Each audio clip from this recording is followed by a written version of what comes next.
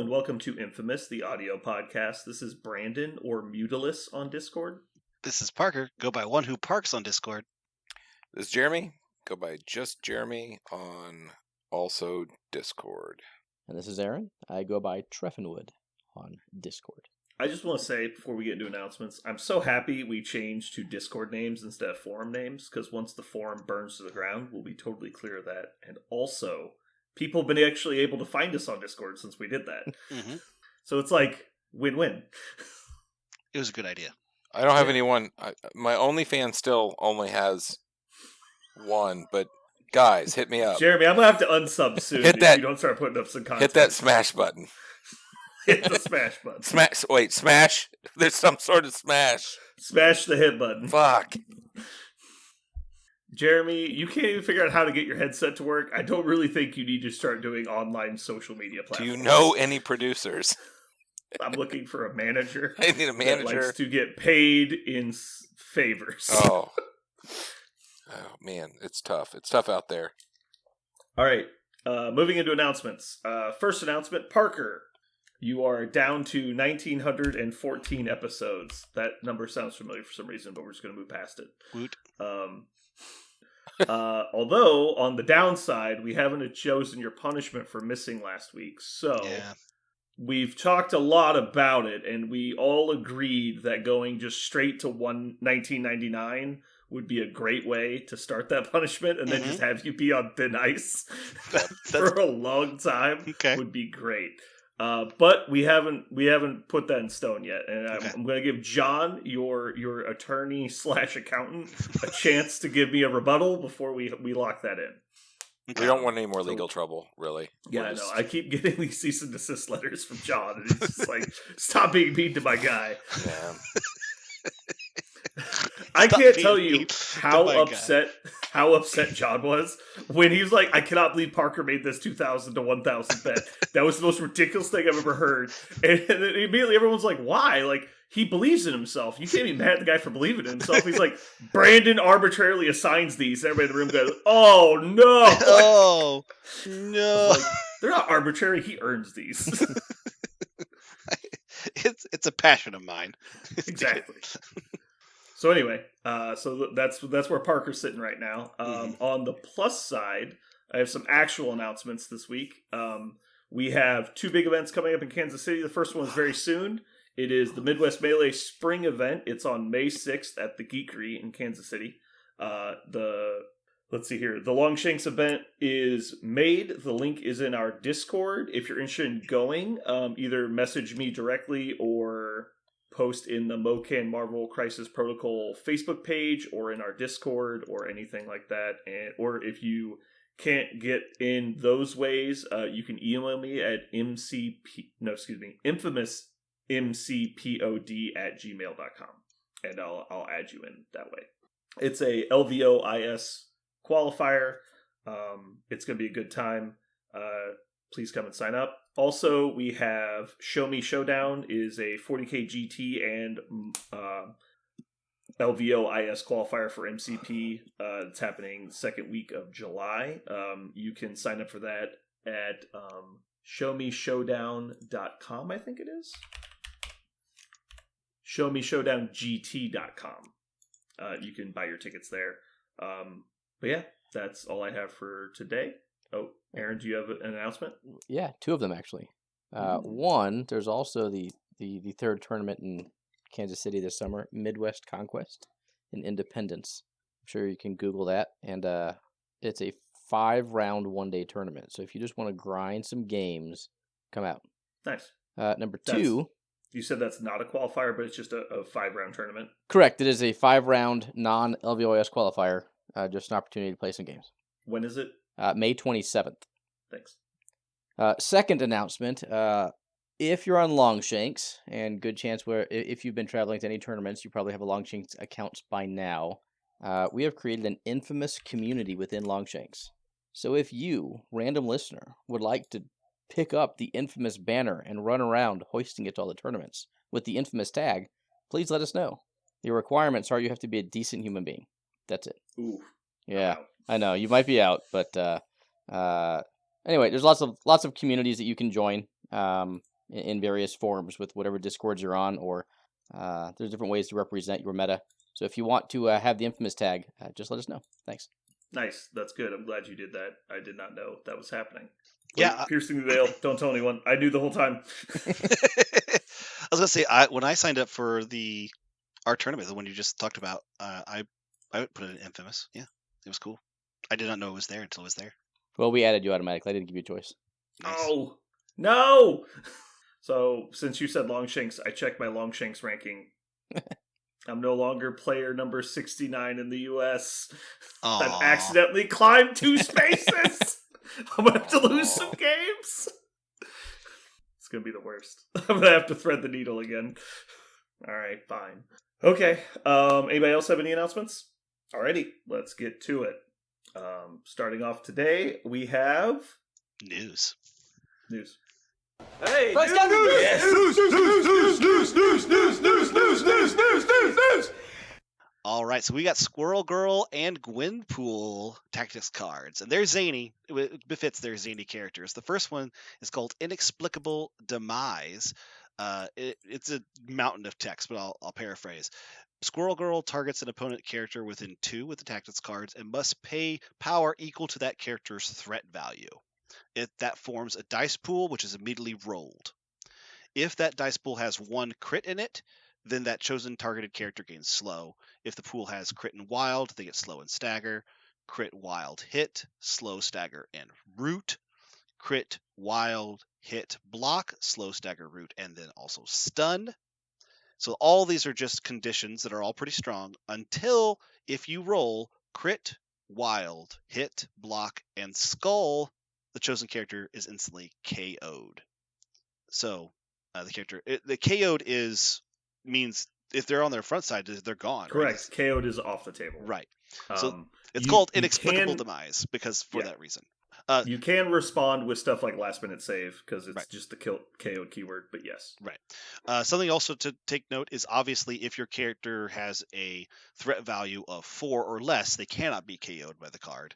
It is only for larger characters, which makes sense because that's Squirrel Girl's thing. She's unbeatable and she often goes up against Marvel's biggest, craziest bad guys, and they inexplicably lose because that's her character as she's written.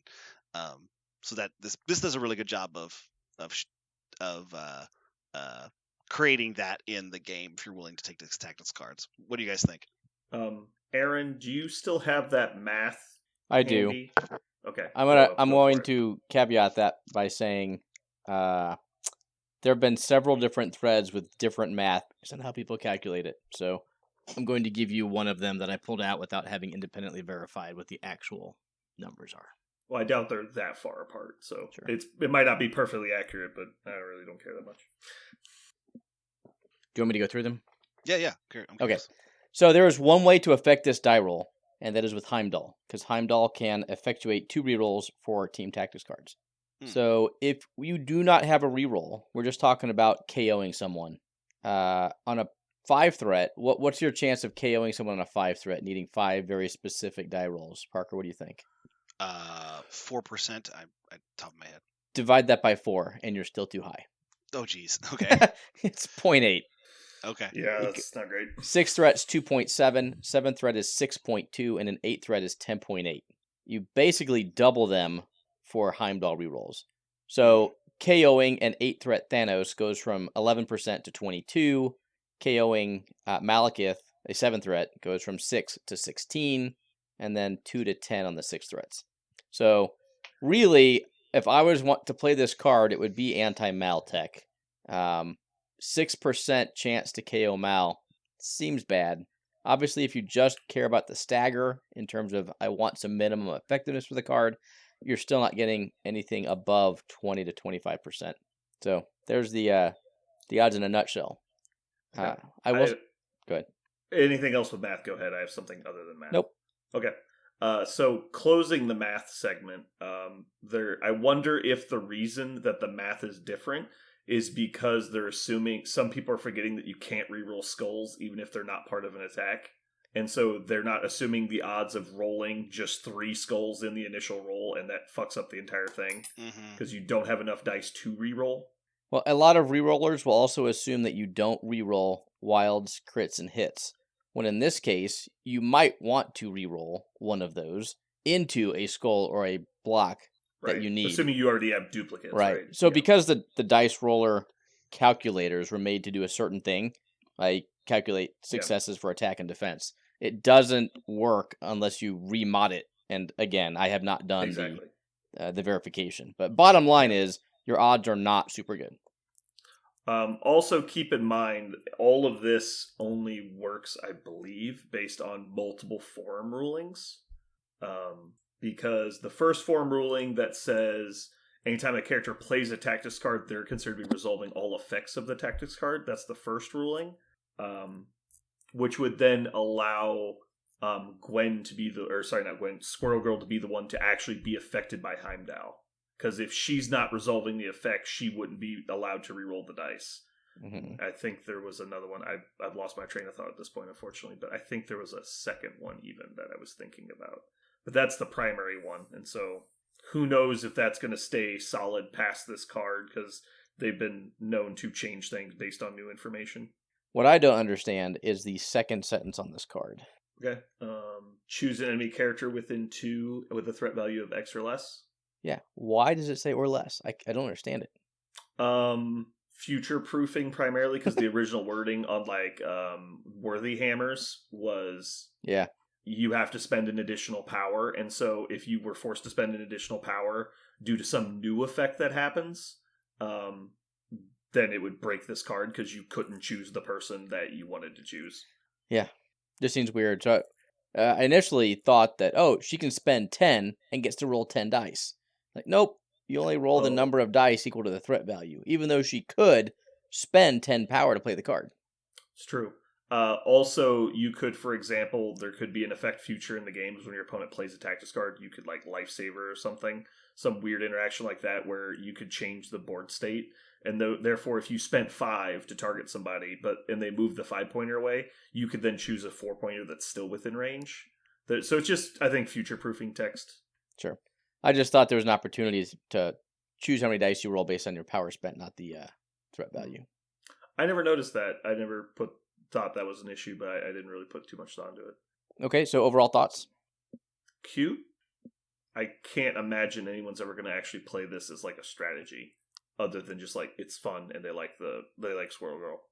I doubt this is going to become this is how you beat Malekith. That does not seem possible to me. It seems way too easy to stop. Yeah, I think they could have taken most of the restrictions off of it, and it would have been maybe scary a little bit. But the fact you've got to do so many things and jump through so many hoops. With all that said, though, I love things that are so you're saying there's a chance, the whole 1 in a million kind of deal, chasing something down and throwing the card at them. All right, let's see what happens. So I think this could be interesting. Not to play, but to play against.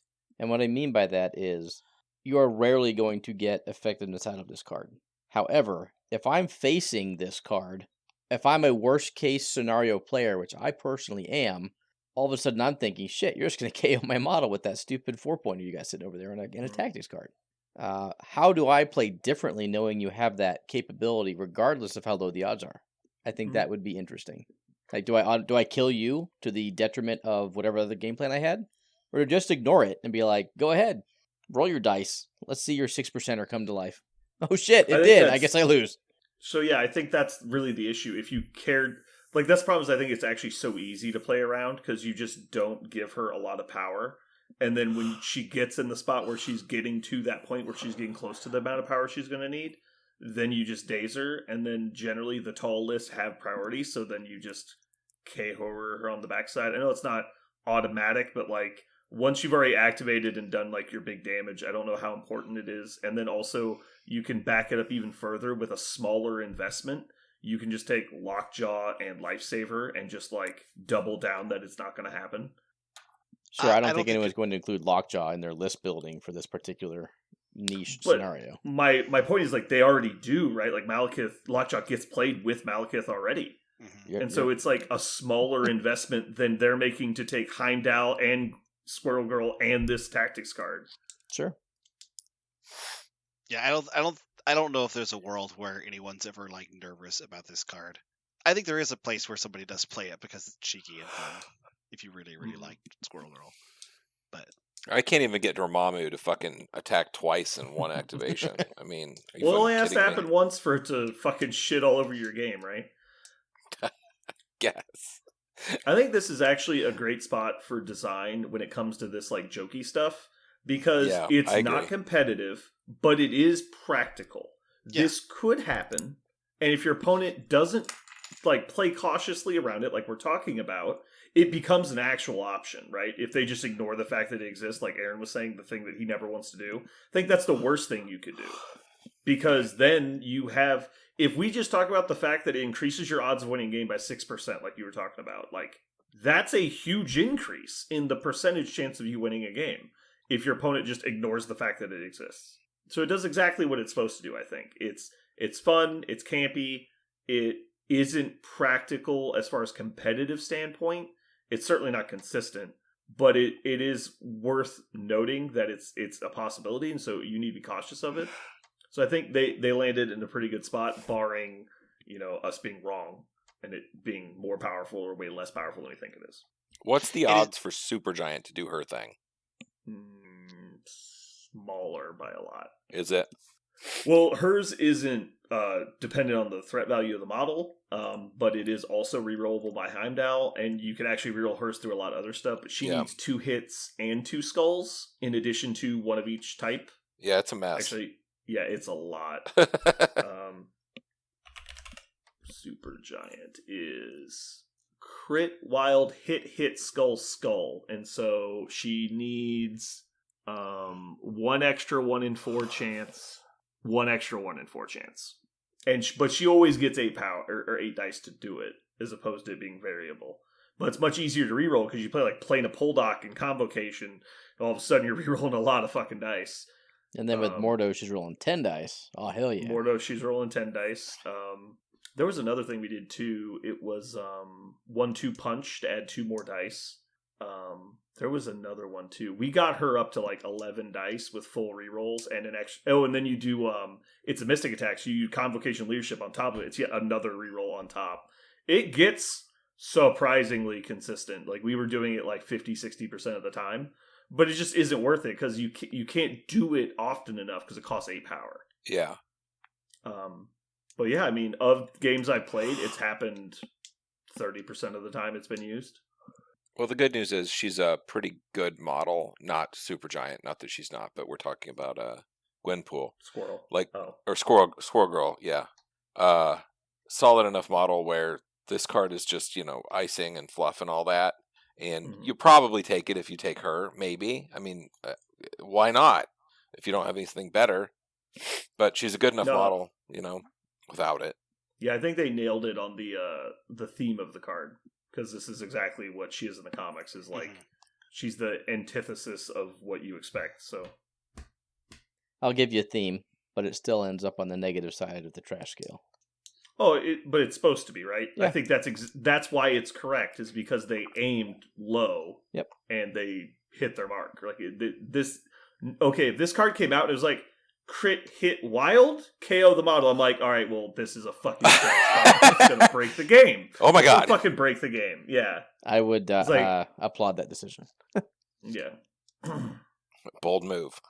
Yeah. But anyway, so what we got next? The next card is Lost. Where did it go? No, try this one. I'm not lying. It was right here, and it. Do you want? I'll do it. I got it. Here we go. It's back. It's back. No, try this one. As an unaffiliated card, during the cleanup phase, Gwenpool can play it. Choose an unused team tactics card from your roster that meets your squad affiliation requirements. At squad, basically it needs to be part of your squad affiliation, and then add the chosen card to your available team tactics card. It can be played. Okay, now I actually have a question for this one immediately. I read this card and my brain just went crazy for okay, when would this be useful? And I tried so hard, and I came up with nothing. When is this useful? It's flexible strategy, so you can choose what you need later on. Mm-hmm. I don't think it's good. but it's interesting. Okay. I wanted to break it somehow. Like this is the kind of card that it screams there's got to be a way that this is that this is an advantage, right? Not just it's a wild card, right? I was like, okay, it reads it's only a wild card. Is there a way actually that, like, for example, Convocation would like to have a card that flips itself back over because then they could like recycle some of their stuff. Like, is there an affiliation card out there that would like to have the ability to be a wild card, and it would give it an advantage somehow? I'm trying to think of one. There actually is a way that you can break the rules. I just thought of it. So then my question was going to be to you, what do you mean by break it? Do you mean have it be good, or have it achieve something that was normally not achievable? That's what I meant. Like, yeah, okay. have some sort of interesting advantage because you swapped the cards. So I have 2 examples for you. The first one was the former. As an example, some missions like Alien Ship, you don't really know who's going to take which point when. So maybe you could set up like an eye on the prize play, but your opponent decides to move in a way to prevent your eye on the prize from being relevant. So you could then later on replace eye on the prize with a different card. That eye on the prize is a good call. I see that. No, it doesn't replace a card. It doesn't replace a card? This one just straight up, it in effect, it replaces no, try this one. Gotcha. So you wouldn't be able to get it on the first turn. That's right. Correct. There's no first turn jank with this. Oh, it's during the cleanup. There it is. Yeah. Maybe advanced R&D then instead. Like you ended up not needing advanced R&D because your opponent took the point that they wanted to take. Or like say a lot of people play advanced R&D with Moon Knight, and if he doesn't get a good die roll, he doesn't generate a bunch of power, so advanced R&D is less relevant on the first turn. But you've already taken it. Oh, right. Yeah. No, never mind. I thought this card replaced one of your other cards with a new card. Forgot. I keep forgetting in my head. Like I know what it does now, but in my head it still does the other thing, and so I keep reverting. Anyway, the other effect that you are actually able to use is, I believe, only in Hydra, and you have to play a really fucking stupid list. But you can play Two More Shall Rise. When your Hydra leader is KO'd, you choose a new leader of either Hydra or Cabal in your roster. They become your new leader. And then you could play No, Try This One at the end of the turn and bring in like Dark Reign, which is a Cabal card that you could not have included in your roster. Does that work? I don't think that works. It says you must choose a team tactics card that meets the squad affiliation requirements of your squad at squad creation. Oh, well, never mind. This card is trash. I'm trying so hard, guys. Yeah, I'm trying so hard. I want you to know your headspace where you're at right now is exactly where I was. I was looking really hard, going like, so I see, when could this be an advantage other than just a wild card? I see there's 2 instances. Sentinels, if they're not going to blow that bastard up, then you would never grab that stupid-ass explosion card. You could put something in there that's good. And it's not a dead card like it normally is. Or Ghost Rider, you don't actually put Deal with the Devil.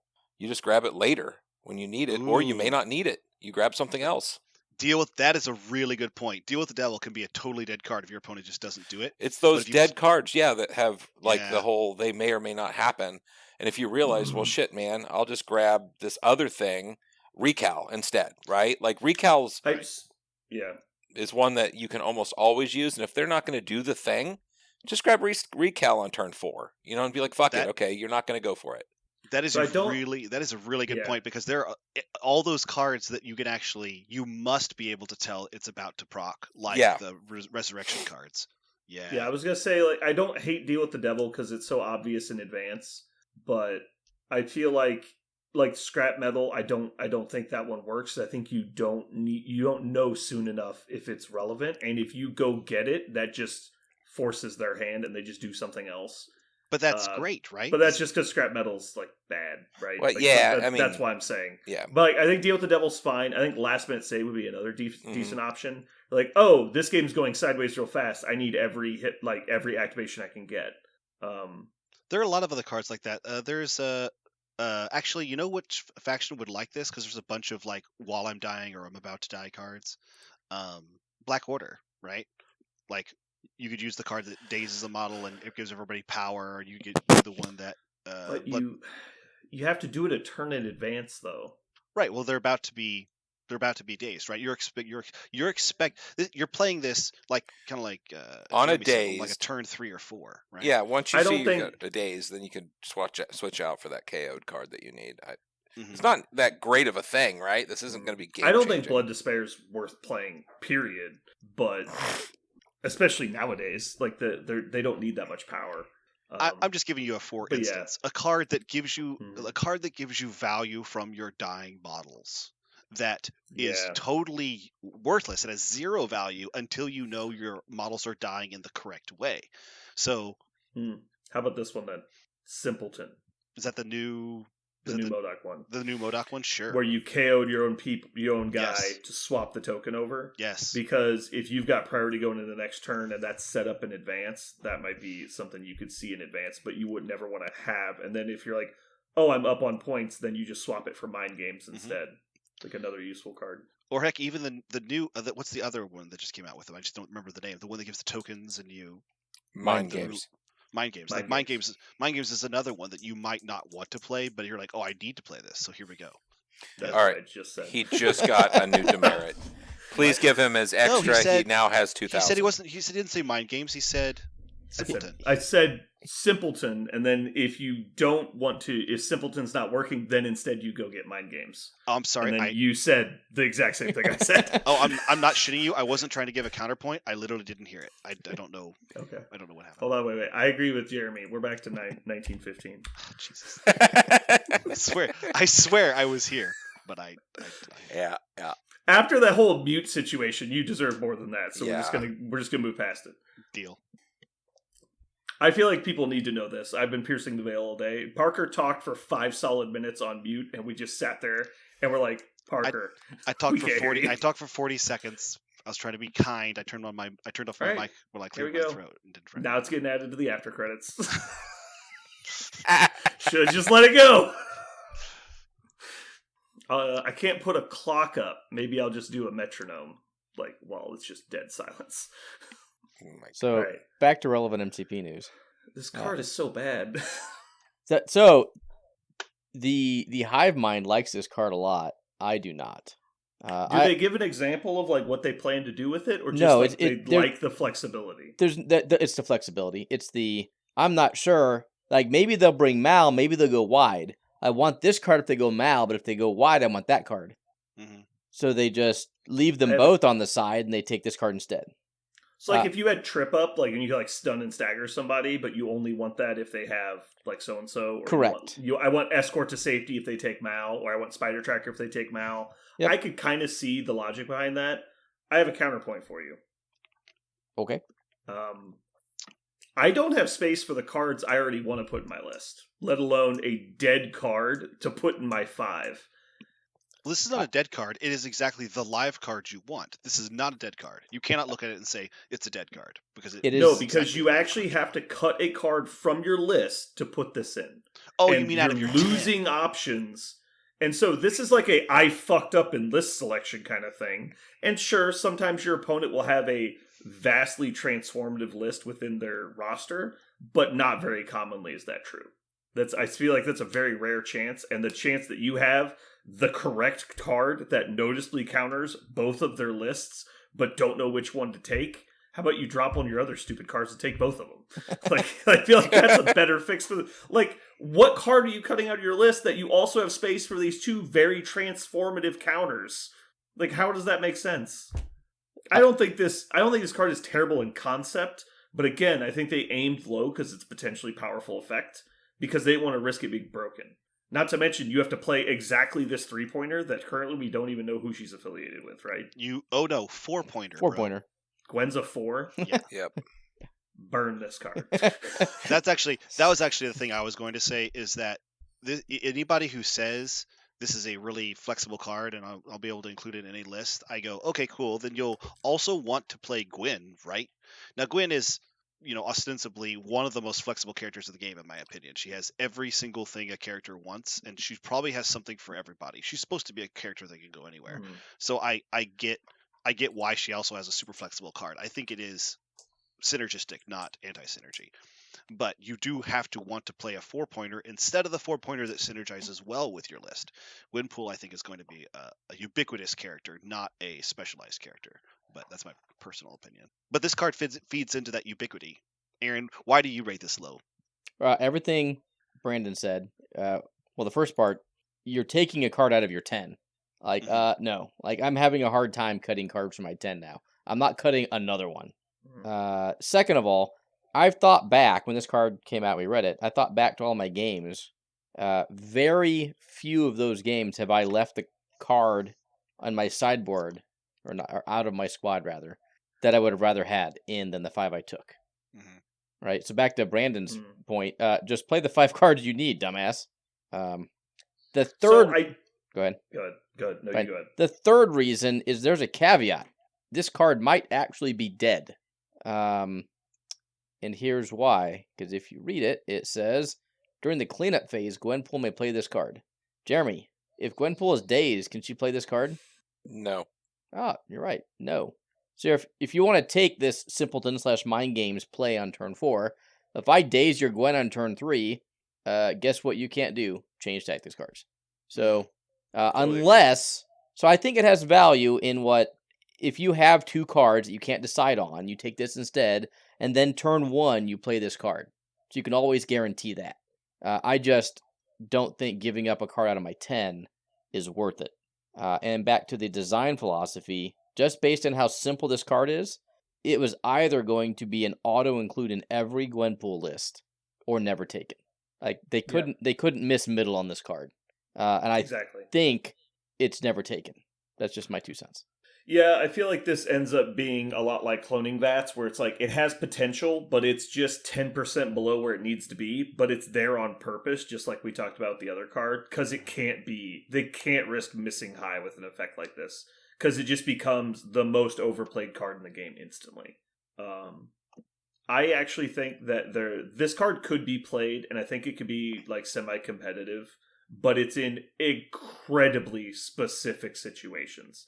And almost exclusively, it's something like Deal with the Devil, where you don't need it in the moment, you know that you're going to need it a full turn in advance, and it's an extremely powerful card. Because there's 2 ways to play against Ghost Rider. You either kill him super quick, or you completely ignore him. And so, based on your opponent's strategy, you can make this call. But more importantly, if you have to have another card that also is used in that time frame that you can swap it to for it to be relevant at all. Because it's not like you're swapping it in for Brace. Like, what are the cards you're not putting in your 4 that you need, but you know you need them a turn in advance?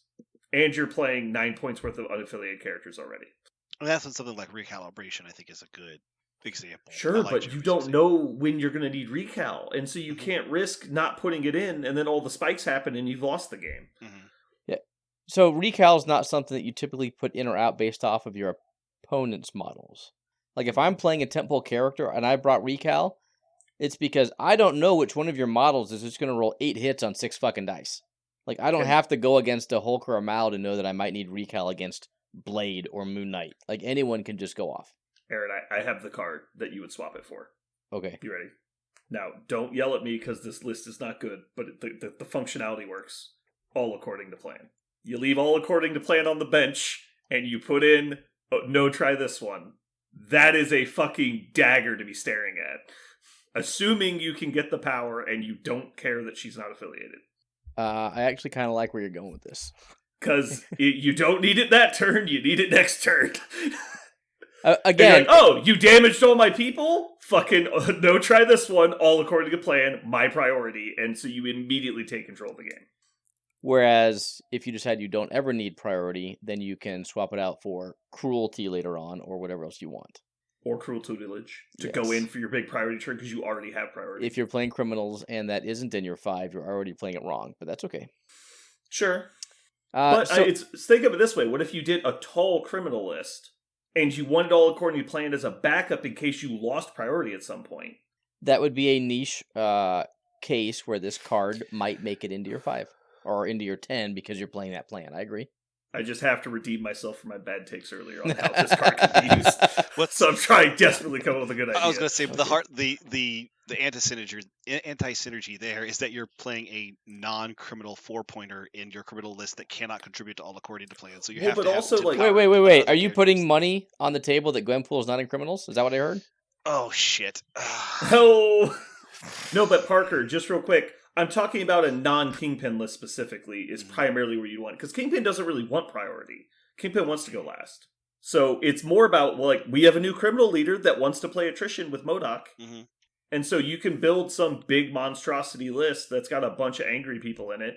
And they're just like, okay, stealing priority back. Here we go.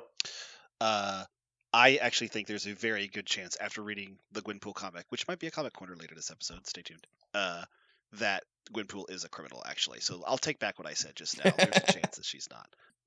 Okay. Also, Gwenpool's Bag of Tricks is actually one of the attacks that benefits from new MODOK's leadership, because she needs a wild and a hit for it to go off. Jeremy, you have any takes on this tactics card? None. That I think I'm done with it. Let's we can move on. We're done. I would love to be like in Jeremy's like brain council, like when he sees a new card and one of them goes, "Anybody want to talk about this?" I'm just no. We already talked about it. And then fucking Brandon got upset because he's like, I don't want people to think I'm dumb. So he fucking talked about it again. I think I came up with a pretty good point. I'm fucking over it. Let's go. Next card. Jeremy, I'm going to be honest. There's two things that happen every time we read a new card. The first thing is I go, man, I really hope Jeremy has a strong point on this because he didn't say anything on the last card. And then the second point that runs through my brain at the end of it is going, shit, I totally forgot to let Jeremy talk. We do it all over again, every fucking card. God damn it. All right, so Jeremy, you're going first on this one. Parker, am I? To be fair, he did give us the good point about. He wasn't abstaining this time. That's true. All right. They say to keep your enemies close. It's an unaffiliated, active Squirrel Girl or Gwenpool can spend 3 power. During the next attack made by the character that played this card, if the attack targets an enemy within 1, the character defending rolls no defense dice. During the next attack by this character played this card, if the attack targets an enemy that is not within 1, you place the Squirrel Girl or Gwenpool within 1 of... Oh, wait, I'm sorry. No, you place the target character within 1 of the character that played this card. So you reel them in. It's a real card. It's a deception. No, it's a place within 1. So it could be. It's Hello, Highway deception to Hell. Could be more like Highway to Hell, I guess. Yes, but it's based on attack. So Gwenpool's largest attack is range 4. Squirrel Girl's is both 4. Also 4, yeah. So basically, you can target somebody within range 4 and place them after the attack is over, or if they're within 1, they roll no defense dice. However, Squirrel Girl's range 4 costs 2 power, so you'd have to have 5 power to pull that off. Okay, Jeremy, thoughts? Holy shit, this is a great card. Would you like to know why? My desire to know more is intensifying. Excellent. I mean, shit, both the things it does is awesome. There's so many stupid ass models out there. The things it does is awesome. They have all the soundbite. Yes, all the things it does is the awesome. There's so many stupid ass defensive buffs now where they're re-rolling dice, causing problems, and you just were like, I just want this to count for one goddamn time. And it does that. It also does the Mystique thing and takes a model and puts it right next to where you are. Both those things are great. The place within 1 is definitely, I think, where the gas is here. Like, it's sure, it's good. Not rolling defense dice is great, but I hate effects like that sometimes, unless they're against very specific, like Doctor Strange, like Steve Rogers, people like that, where you're just like, God, this is gonna suck punching through this defense. I've got a special thing against Amazing Spider-Man these days, and I would like to just tag that motherfucker with this. Like, just I have an actually very tried and true, like, tested strategy against doing this. They're killing ASM. Would you like to know what it is?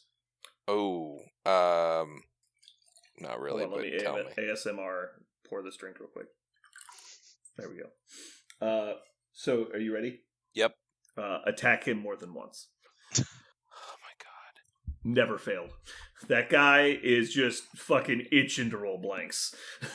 Just let him do it. Just keep attacking him. He'll just fall down at some point. He's really frustrating sometimes because he'll get on a chain of really good defense rolls but it's just like then you'll just have the roll where he blanks out and he just fucking explodes. Cool.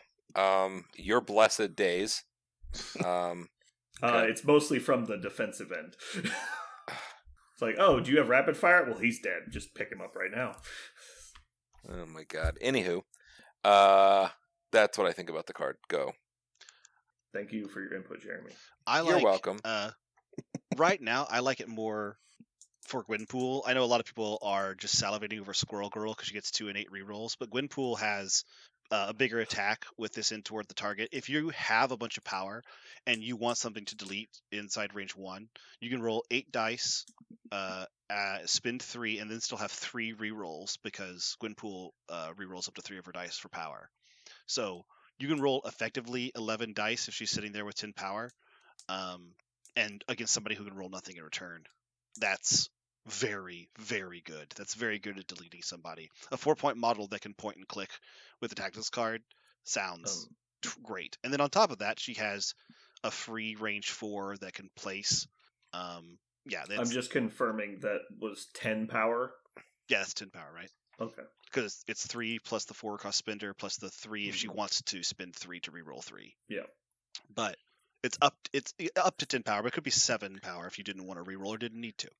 So there is, and that's also an AoE, so it does more damage too, and incinerates and stuns them if they're somehow still alive. It is really strong for Gwenpool. I think for Squirrel Girl, people will play her and therefore this card also because it's good, but I really like it for Gwenpool. Malekith would hate that card so much. I actually really like that specific combo because before damage is dealt, you incinerate everyone near them and then you teleport them away. So they're just not even there anymore, which is great. Yeah. Like everyone here is incinerated and damaged, and then goodbye. Yeah. Yeah, Scorched Earth happens before death. So you can do it at range 4, or get their get no defense dice if they're already close. So the more I look at Gwenpool, the more I like her, and this card just makes me really like her. I want to discuss the rules interactions between these 2 separate triggers and the Magneto rule. Mm-hmm. So Magneto, if he's within 2, he gets rerolls. Out of 2, he gets to push.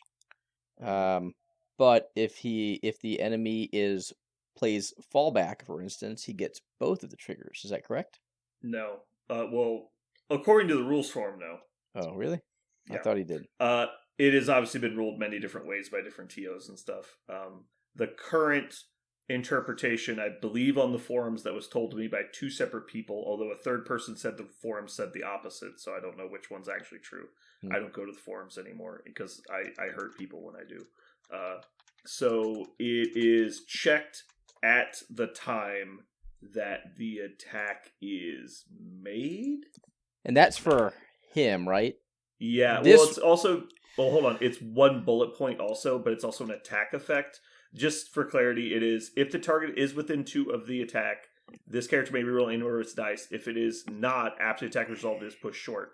But the logic is because it says it's a reroll effect, kind of like Pierce, so the effect triggers in the dice mod step is when you check it. So they'll always get, even if you fall back, they'll get the rerolls. But the logic is you won't get to push because the whole thing triggers in the dice mod step. So it checks range 2 in dice mod. It doesn't care where you are after dice mod. Okay. So when would this card check if you were? You're asking if you get both. Well, I would assume that you should never get both. Right. But I would go ahead. Yeah, I would go with as soon as one of the effects trigger, that one happens. So whichever one would happen first would trigger and the effect would go away. Rolls no defense dice during the attack. So if I target you within 1 and you lifesaver or Eye in the Sky away. Just to get out of 1, but you stay within the attack range. Correct. Then the attack would trigger and the place would happen, not the rolls no defense dice. I would assume it would happen as soon as you declare the attack. because when you check range for the attack, which I believe is before they play Lifesaver. Okay. So I would actually argue that if they play Escort to Safety and the attack is canceled, you just lose the effect. But who knows? It could go anyway.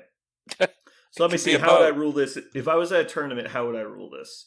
So if the question was why I came to the table, they say I played Escort to Safety and canceled the attack, I would say the effect is canceled because the attack that was made was canceled and you gained a new action. That's absolutely correct. I agree with that. You would lose your tactics card in essence. But if they escorted to safety out of range 1, but still were in range and didn't cancel the attack, like she did the range 4 thing, I think I'd have to look up the timing, because I'm pretty sure you check range before you target, I believe. Before the at least the defender responds to targeting. So you've checked range for the attack. Next attack made by this character is played if the attack's targets a enemy character. So I'd assume it just happens after targeting, and so I think the Lifesaver goes first. So I would say that it would do the place effect if they got out of range 1 with Lifesaver or Escort. Okay. That's what I would say based on my understanding of the rules, but I haven't looked up the timing chart. I'm pretty sure that's accurate, though, is that you check range, then you respond to targeting effects. Because it'd be the same argument, like what would happen if targeting effects have to go first, or else you would say I bodyguard, but you've already determined the effect. So like say I attack an enemy within 1, but you bodyguard the attack, and that enemy and the new target is not within 1, but then the logic would have to be that you're still not rolling defense dice because when I originally targeted it checked range 1. And I don't think that's how it would work. I think you would end up placing the bodyguard target. I concur. So yeah, that would be my ruling. Do you have anything else on this, Aaron? Nope, I think it's really good. I also think this card is good. This is clearly the best of the 3. This is definitely going to be the most competitive. And I agree with Parker that I think Gwenpool is going to be the better of the 2 because she's kind of got a scripted activation of this. Because she can advance, shoot a range 4 gainer, turn 2 power up, and immediately play this and place somebody with one of her. Or just guaranteed have the power to do it on turn 2. So the first person that they activate, you can just advance medium, shoot at range 4, and place them back 1. So you go to max range 4 and place them back into your army. That seems really brutal. I think this card is not only good, but is going to get played a lot. That's horrifying. Yeah, like whoever activates first on turn 2 is just getting fucking get over here deep into their army. It's going to be really. It's like a 14-inch place. It's crazy. Range 4 plus small base plus 1 plus your base size. You'll be on the other side of the fucking planet. It's not quite as far as Highway to Hell, but it's also like costs you fucking nothing to use. You're like, Indomitable question mark? This would actually be kind of cute to do with No Try This One because they're not thinking about this card early on when she first comes out because nobody knows what this fucking card does probably because it's a fucking wall of text. And so it's just on turn 2 or bottom of 1, you play No Try This One, bring this card in, and then top of 2, use it on them. It's like, God damn it! Like, it'd be really funny. The other cute thing is if you bodyguard it to like somebody even further away, they're going to get teleported even further. Oh man, that's so bad. Yeah. Okay.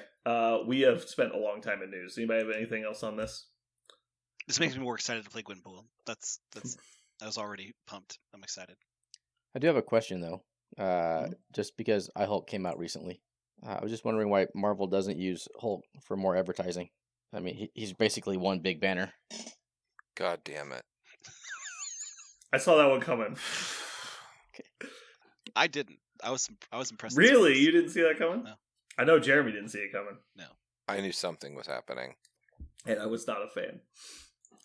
Jeremy, are you a fan of dark humor or... This is not a joke. I'm actually asking you. Yeah, I was going to say, it sounds like another setup. Fucking dead silence. Yeah, because we're all waiting for the punchline. This is not a joke, I swear to God. He got me again. What a bargain.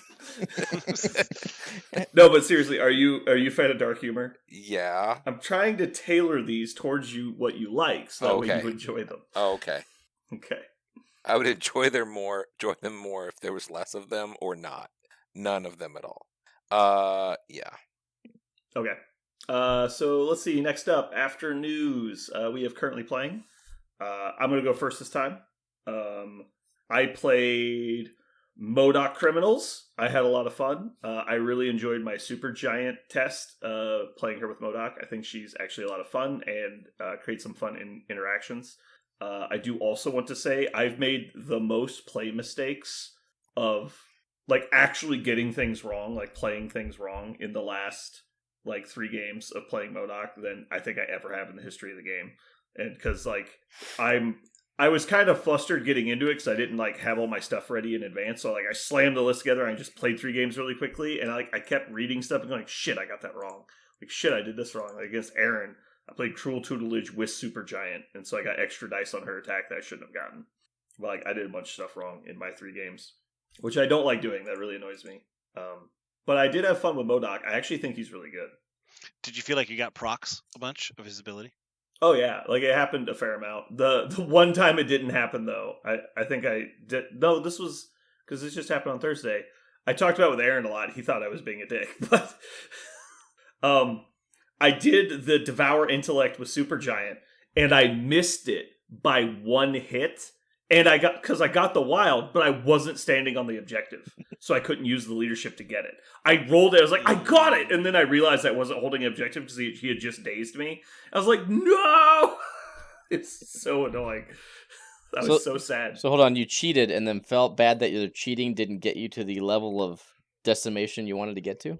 Well, I didn't use the card on that attack. Oh, okay. Because you that did attack use doesn't it. deal damage. You did use it to get all the power to then fuel the attack. No, me getting dazed gave me all the power. Oh, okay. It's Supergiant. She's in the middle of the board. She's gonna have 10 power. Like this is how. There were so many times like, okay, cool, you rolled a crit. Let me get a power. I look down. She's got like 14 power. And I'm like, fuck, -4 power. Like it's like so many times that happened. You should stop looking down at your card at that point. Yeah, it was literally just exploding off of her. I was like splashing the pot like fucking rounders. Like it was just everywhere. She had power. Anyway. No, I actually had a lot of fun with her. There was a lot of times people were like, oh, well, I attack MODOK with like, I don't know what the fuck was like Logan's gonna do his spender. I'm like, cool, that's gonna go to Supergiant. Would you like to roll the dice? And he goes, yeah, I might as well. It's like I'll just put the bleed on her if you want. It's like, god damn it. Oh, at least I get the beam on her too. I was like, yeah, cool. I'll put another damage on there. Like, It's like, are you gonna do it again so you can get her to 4 damage? And he's like, fuck you. Yeah. Then I was like, cool. I attack Logan twice, heal 2, and he's like, this is the worst game I've ever played. Yeah, that is extremely demoralizing. It is. It's quite good. And then he's just like, I don't even know why I'm playing this. And Logan just stands there for this game, just like staring at his shoes, like, why am I here? It's like, you pass butter. He's like, oh my god. Anyway, I had a lot of fun. What are you guys playing? I'll go next. I started playing some Guardians because I got my Agent Venom and Beta Ray Bill back from the painter, and I really want to try Guardians with a 4-pointer besides Power Stone Star-Lord. And it is a lot of fun. The thing I like most about it is I feel like for the first time, I'm not just winging it. No pun intended. That was God damn it! Y'all have to stop. I was not intended that. You need to say pun intended when you do that. Okay. You said that so poorly. Yeah. I have not been. My extracts have always just kind of been like whatever I wanted, and I just tried my very best to if I lost priority because I was usually focusing on my secures when I played the faction. But now with Beta Ray and Angela, there's so many different things you can do on extracts that I feel like I have game if I win prio or lose prio. And that's actually the reason why I think Guardians of the Galaxy feels best for me right now, is I do not care what happens to priority. I will be able to get some advantage regardless of what happens. And that's not something I feel with A-Force. I feel as soon as I lose priority, I'm probably at a disadvantage and I have to play uphill. With Guardians of the Galaxy, I do not feel like I have to play at a disadvantage at any time because Beta Ray and Angela are so good at the extracts that I've chosen right now that I feel like I will get to play the game no matter what. You will have to play against me rather than just running away with it because I lost priority. So this is the first list I've ever built that feels like that. And I'll have to have somebody probably pry it out of my cold dead fingers. I'm trying to decide if I want to do this or something else. Also, I wanted to play Criminals MODOK, but I think everyone is playing MODOK Criminals right now. Not to say you're jumping on a bandwagon, Brandon.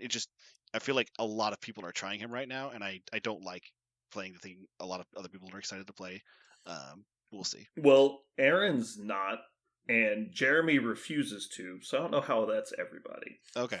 I guess it's mostly been on Discord, right? It's been a lot of people talking about it, Yeah. but it's a lot of those people, aren't here. So Right. That's true. I am really excited to try the MODOK list as well. But because apparently Aaron jumped on my bandwagon. I didn't know this, but he's playing Guardians as well. Aaron, tell me about Guardians, your Guardians experience. I played Guardians last week, but I switched on Thursday. Now I've been playing X-Men. Oh, look we were at a week you. late. Yeah.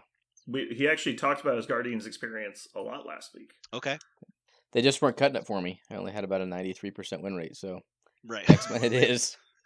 Parker, it's not your fault though. Even though because you missed last week, it would have been impossible for you to know what we had talked about. That's It's true. completely unknowable. I'm not getting this information from I'm not missing this podcast. I was there last Thursday, and we talked a lot about his experience with Guardians. So I assume that's what you were doing on Thursday, but it's not. You were playing X-Men.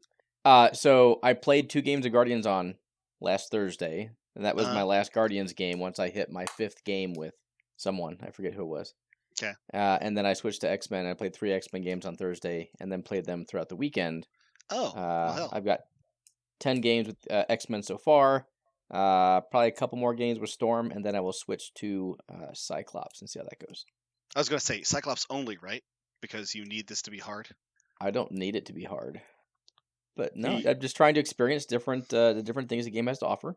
Yeah, he's trying to play everything, so he's rotating through both of them. I get it, but I actually am curious do you think, and you're about to be there after playing X-Men models and not just Storm, do you think X-Men is just so strong or just so well positioned with the scenarios that they're good at that they don't need Cyclops to be good or bad? They don't even need it. It's functionally X-Men leadership they could just fine. Retcon him out of the game, and that would be totally fine. Yes. Mm-hmm. I personally think they don't even need a leader. They're probably stronger without Storm. Now we just need to convince everyone else that Nigel's right, and we'll be good. Yeah. And we won't have to play against X-Men anymore. X-Men's best leader is Cable. Anything specific about your X-Men play, Aaron, that you'd like to share? Jean Grey is not hot garbage. I think she has a... That's enough of that. So No, do not shoot this down. Jean Grey is just fine. I believe in Jean Grey. Tell me more. Okay. So she differs from some of the other, like Cassandra Nova, in the fact that Jean Grey starts with 2 power, or a 2 power return, which is huge for what she needs to do. I think you have to be judicious in where you play her. But I went into Web Warriors with her on the team, and my opponent was like, walk Venom up, pull you. I'm like, no, you don't. He's like, what? I'm like, okay, well, I'll pull Logan. I'm like, no, you don't. So her ability to mess with pushes and pulls is obviously can't be overstated. Like, it's really strong.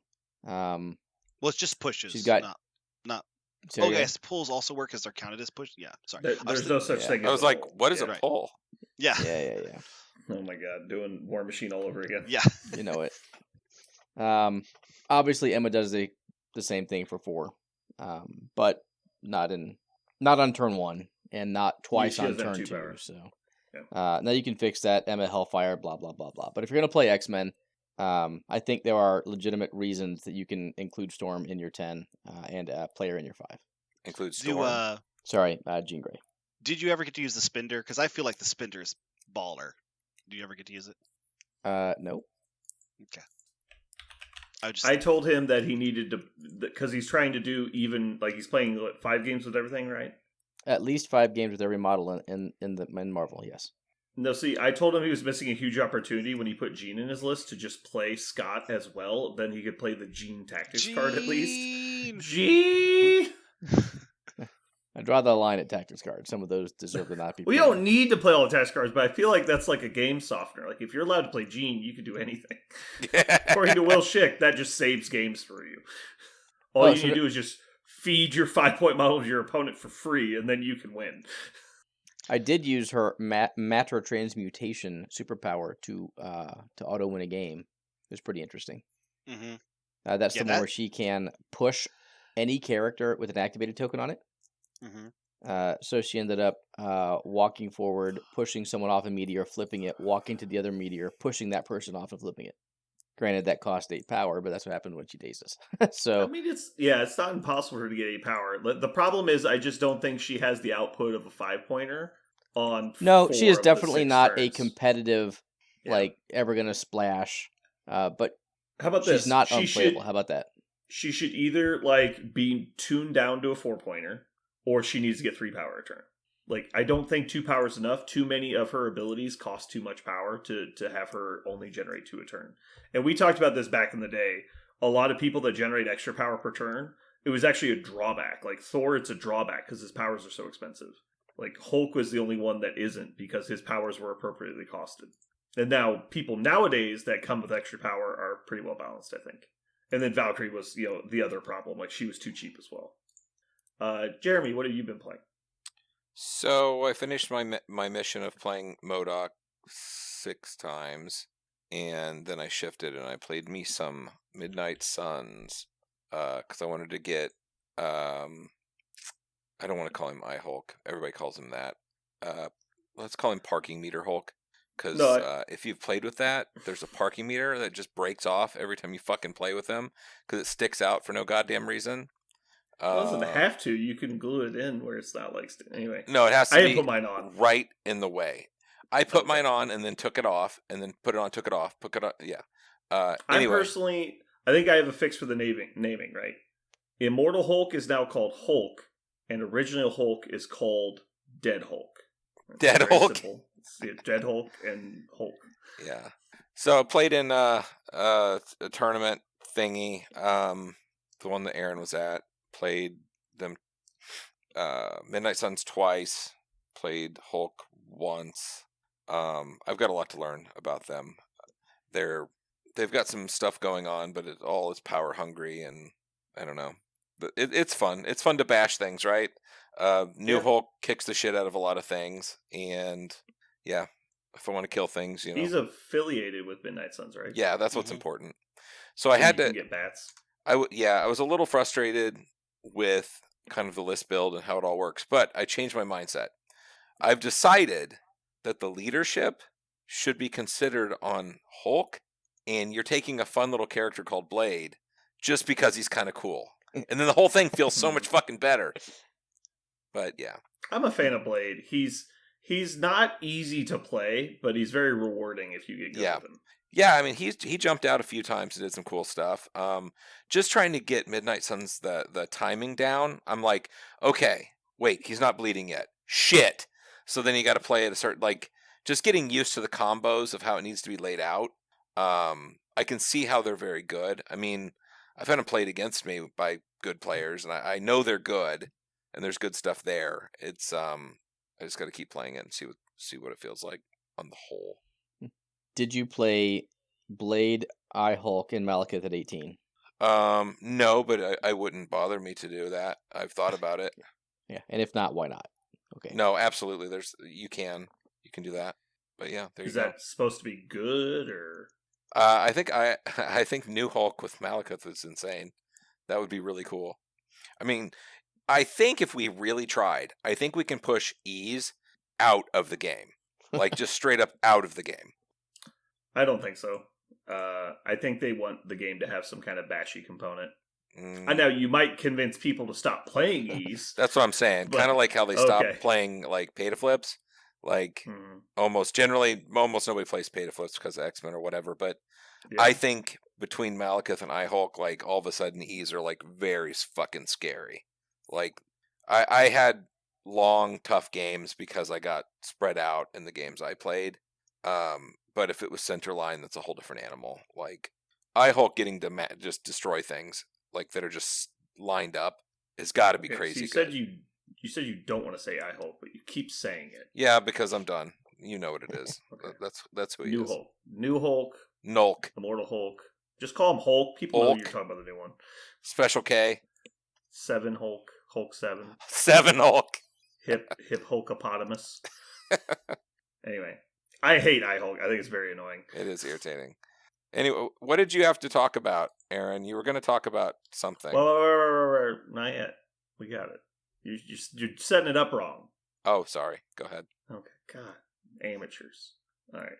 Parker, do you have a comic corner for us today? Oh, yes. I'm really excited about this one. Okay. I took my homework very seriously, and I read some Gwenpool. I read, actually, when I started reading Gwenpool, I thought, I don't know if I'm going to like this. You guys, if you remember the podcast where she was debuted, I don't always like, my least favorite part of Deadpool is his fourth wall breaking stuff. I'm just not a giant fan of it at all. And so I thought this was going to be a similar kind of character, and I was not excited about a girl Deadpool. Like that was like not a fan. And then I don't think I could have been more pleasantly surprised by what Gwenpool actually was. So in case you're wondering which series I read the Unbelievable Gwenpool, which is her first solo series, and she debuted in like a Howard the Duck. She was like in just literally like one panel in one of Deadpool's multiversal adventures. So she showed up very, very small ways, but her first solo title is the Unbelievable Gwenpool, and super duper strong. I'm trying to figure out who's the primary writer. Christopher Hastings was the one who kind of set her up. There's another series, and I can do another comic corner on it at a different time. But the Unbelievable Gwenpool, I'm not even going to tell you to read like one volume. Just read the whole thing. There's only 25 issues, so you can get them whatever way you like, do Marvel Unlimited or get a couple of the graphic novels that have been compiled for it. But start to finish, one of the best, most well done meta analysis of a story within a story that I've ever seen. If you're a fan of Rick and Morty, you know that Harmon, the guy who writes Rick and Morty, is really fond of meta stories and meta analysis within the story, and it's one of his favorite things to do. And it can be sometimes a little bit off-putting. It can feel more like almost like a waste of time because you're not advancing any sort of plot or character development. You're just talking about, you're making commentary about the way stories are made within the story that you're making. And it is funny and it's kind of interesting if you like writing, but that's really who it's for. Gwenpool is not that. Yes, it is meta because she knows she's in a comic book. She's from a universe that it's either ours or it's very similar to ours. They never really answer the question, but she is transported to universe 616, and she immediately recognizes that she's in the comic book universe that she loves, and she has all of this knowledge about the world and the universe that she uses against all the characters that she meets. And her most important, like her immediate thing that she decides she needs to do is become a superhero, because if she's not a superhero, she's going to get killed in the background. Like that's like what's going to happen to her. She's like, I can't be a regular person because I could die any second. It's Marvel Universe. So I've got to be really important right now. And so she goes to the first costume shop that she knows of, not like a Halloween shop, but actually like I guess activewear costumes, superhero costume, costume, right? And she asks them to make one for her, and they ask her for her superhero name, and she just puts her real name, which is Gwenpool. And so as soon as the person reads it, they go, oh, I get it, like a girl Deadpool. And so they make her costume. That's why she looks a little bit like Deadpool, is she doesn't want to look like Deadpool. She just looks a little bit like her because the costume designer decided to do that.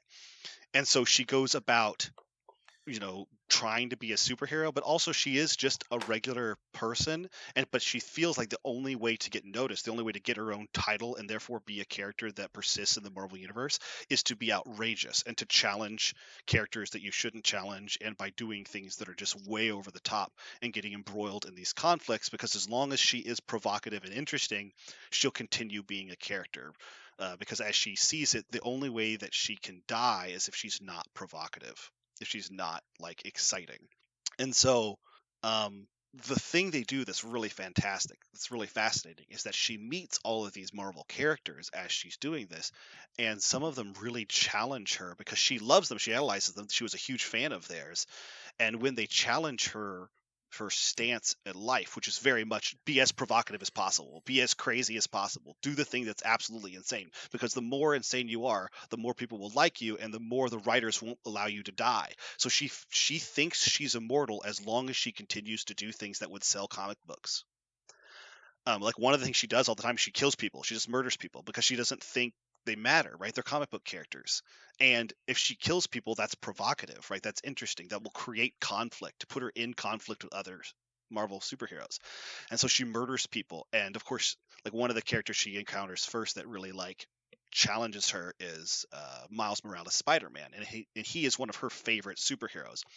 So when he asks her, like, how can you possibly go about killing people, she's like, but they're not really people, I'm in a comic book. And he's like, stop saying that, you're not in a comic book, you're in a world, even if you're from a different place, because he travels the multiverse all the time. He's like, even if you think even if the place you're from is a universe in which most of our history is comic books, you're still in a real universe.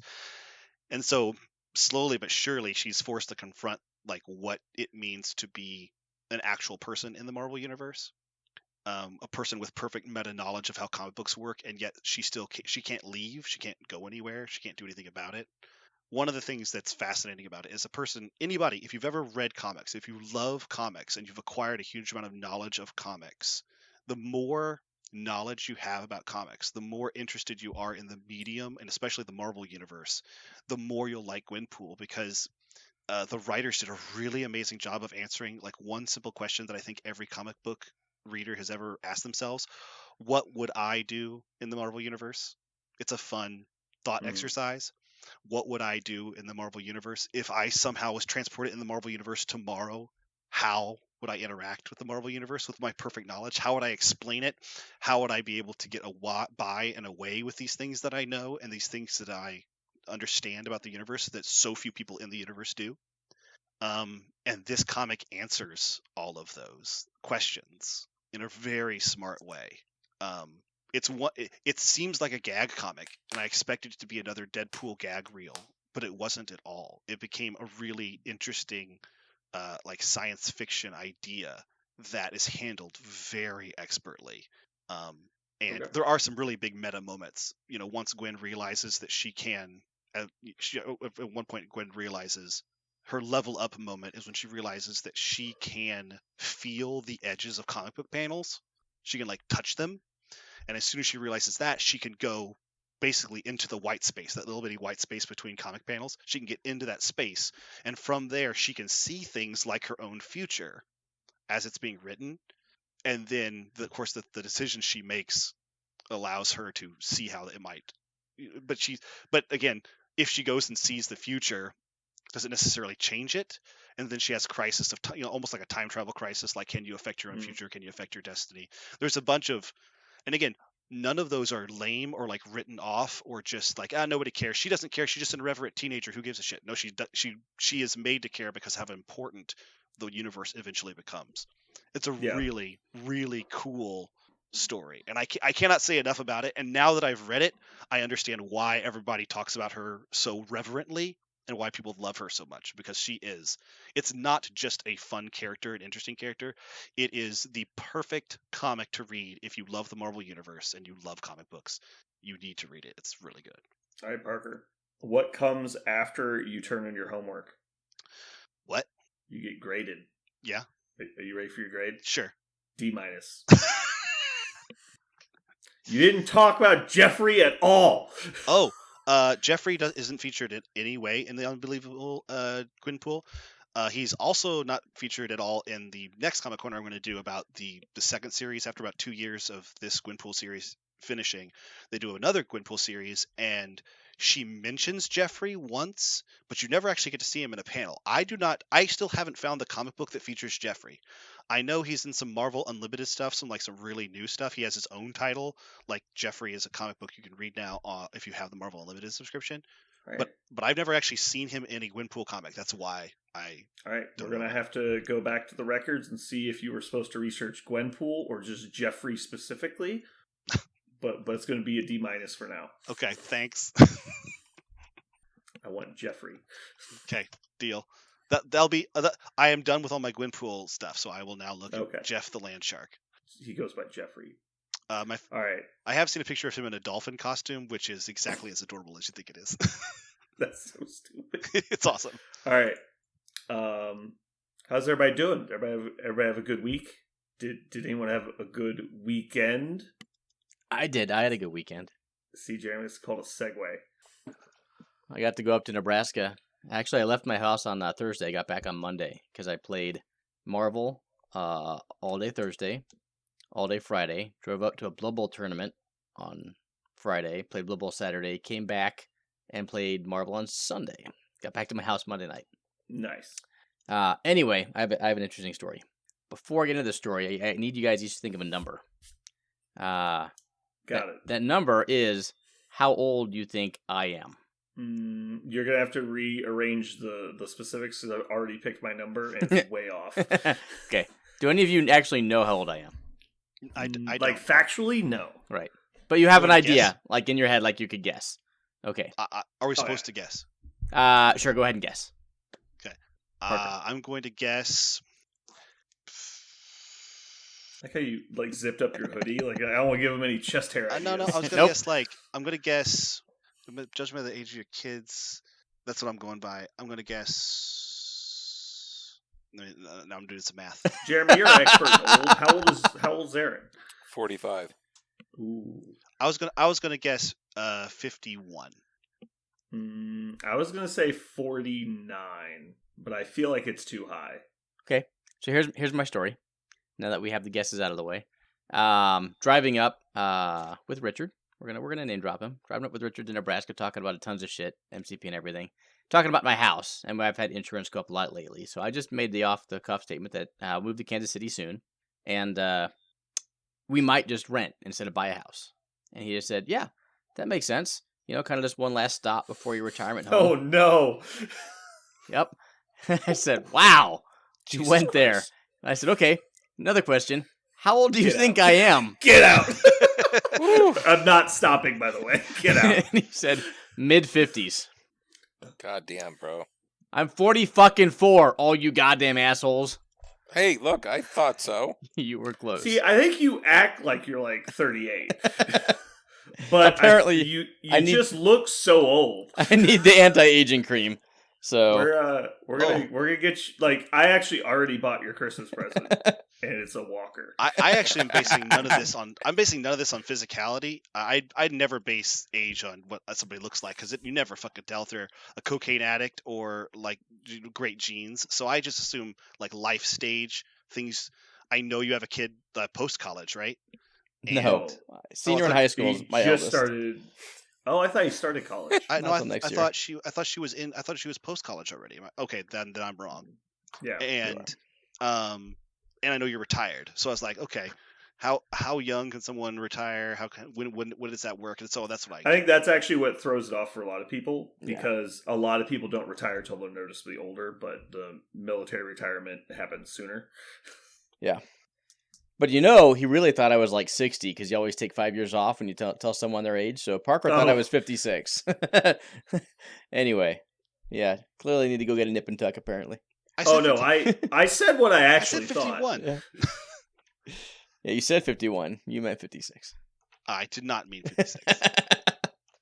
Anyway, yeah, that was my self-deprecating funny story. I also for that exact reason though, I will never ever call a woman pregnant. I don't care if she personally has told me she's pregnant. The woman over there, and they're the pregnant one. I'm well, I don't know if she's pregnant. I will never commit to that. It does not matter. We're in the delivery room. She might be. I don't know. You have to ask her. The shape of a baby's hand and face roll across the belly. You're I think you're hungry. The one in the green stretch shirt. You must be possessed by a particularly hungry demon because she'd be yeah, I'm eating for two now. I was oh, did you get a roommate? I won't ever. That's just a line I will not cross. It's just built into my brain. Anyway. You are 40 what then? Say it again, Aaron. 4. 44. Okay, I can't tell my wife that. She asked one day how old you were because you were retired. I said I actually don't know. What are you talking about? I said I actually don't know. I know he's retired military, but I actually don't know how old he is. She's like, okay. The reason why I can't tell her is because we just did our retirement planning the other day, and she was just beside herself when she found out when she was going to retire. Not because she was surprised really, but because she knows so many people who have no kids and live meagerly and are going to retire in a few years because she makes a lot of money. And so they got the job to make a lot of money insanely fast so that they could retire at a very early age. And when she found out that it was going to be a regular age for us because we're spending so much money on our house, our kids, cars, that kind of stuff, then she was just like, ugh. And now any time she finds out anyone is retiring before the age of 60, she immediately goes into a dark depression for 20 minutes. She just, because she feels not that she doesn't regret any of the decisions she made, because she would rather have the family, the kids, the cars, all that stuff. But she knows that there are people in her line of work that purposely didn't do that so that they could fuck off and do whatever they wanted to at 45. In hindsight, I probably should not have retired until my kids got done with school. But life is what it is. All right. Well, that's going to wrap it for us tonight. Hopefully you guys enjoyed. We had a good time. This has been Brandon. And Parker. And Jeremy. And a geriatric Aaron. An old wooden ship. And you've just listened to Why Is There No Jeffrey?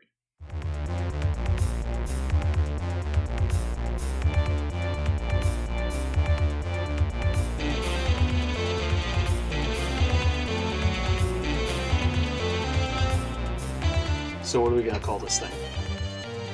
I got it. Okay. Incredible, new, fantastic, astonishing, mighty, original, uncanny, sensational podcast. I'm just going to put down infamous.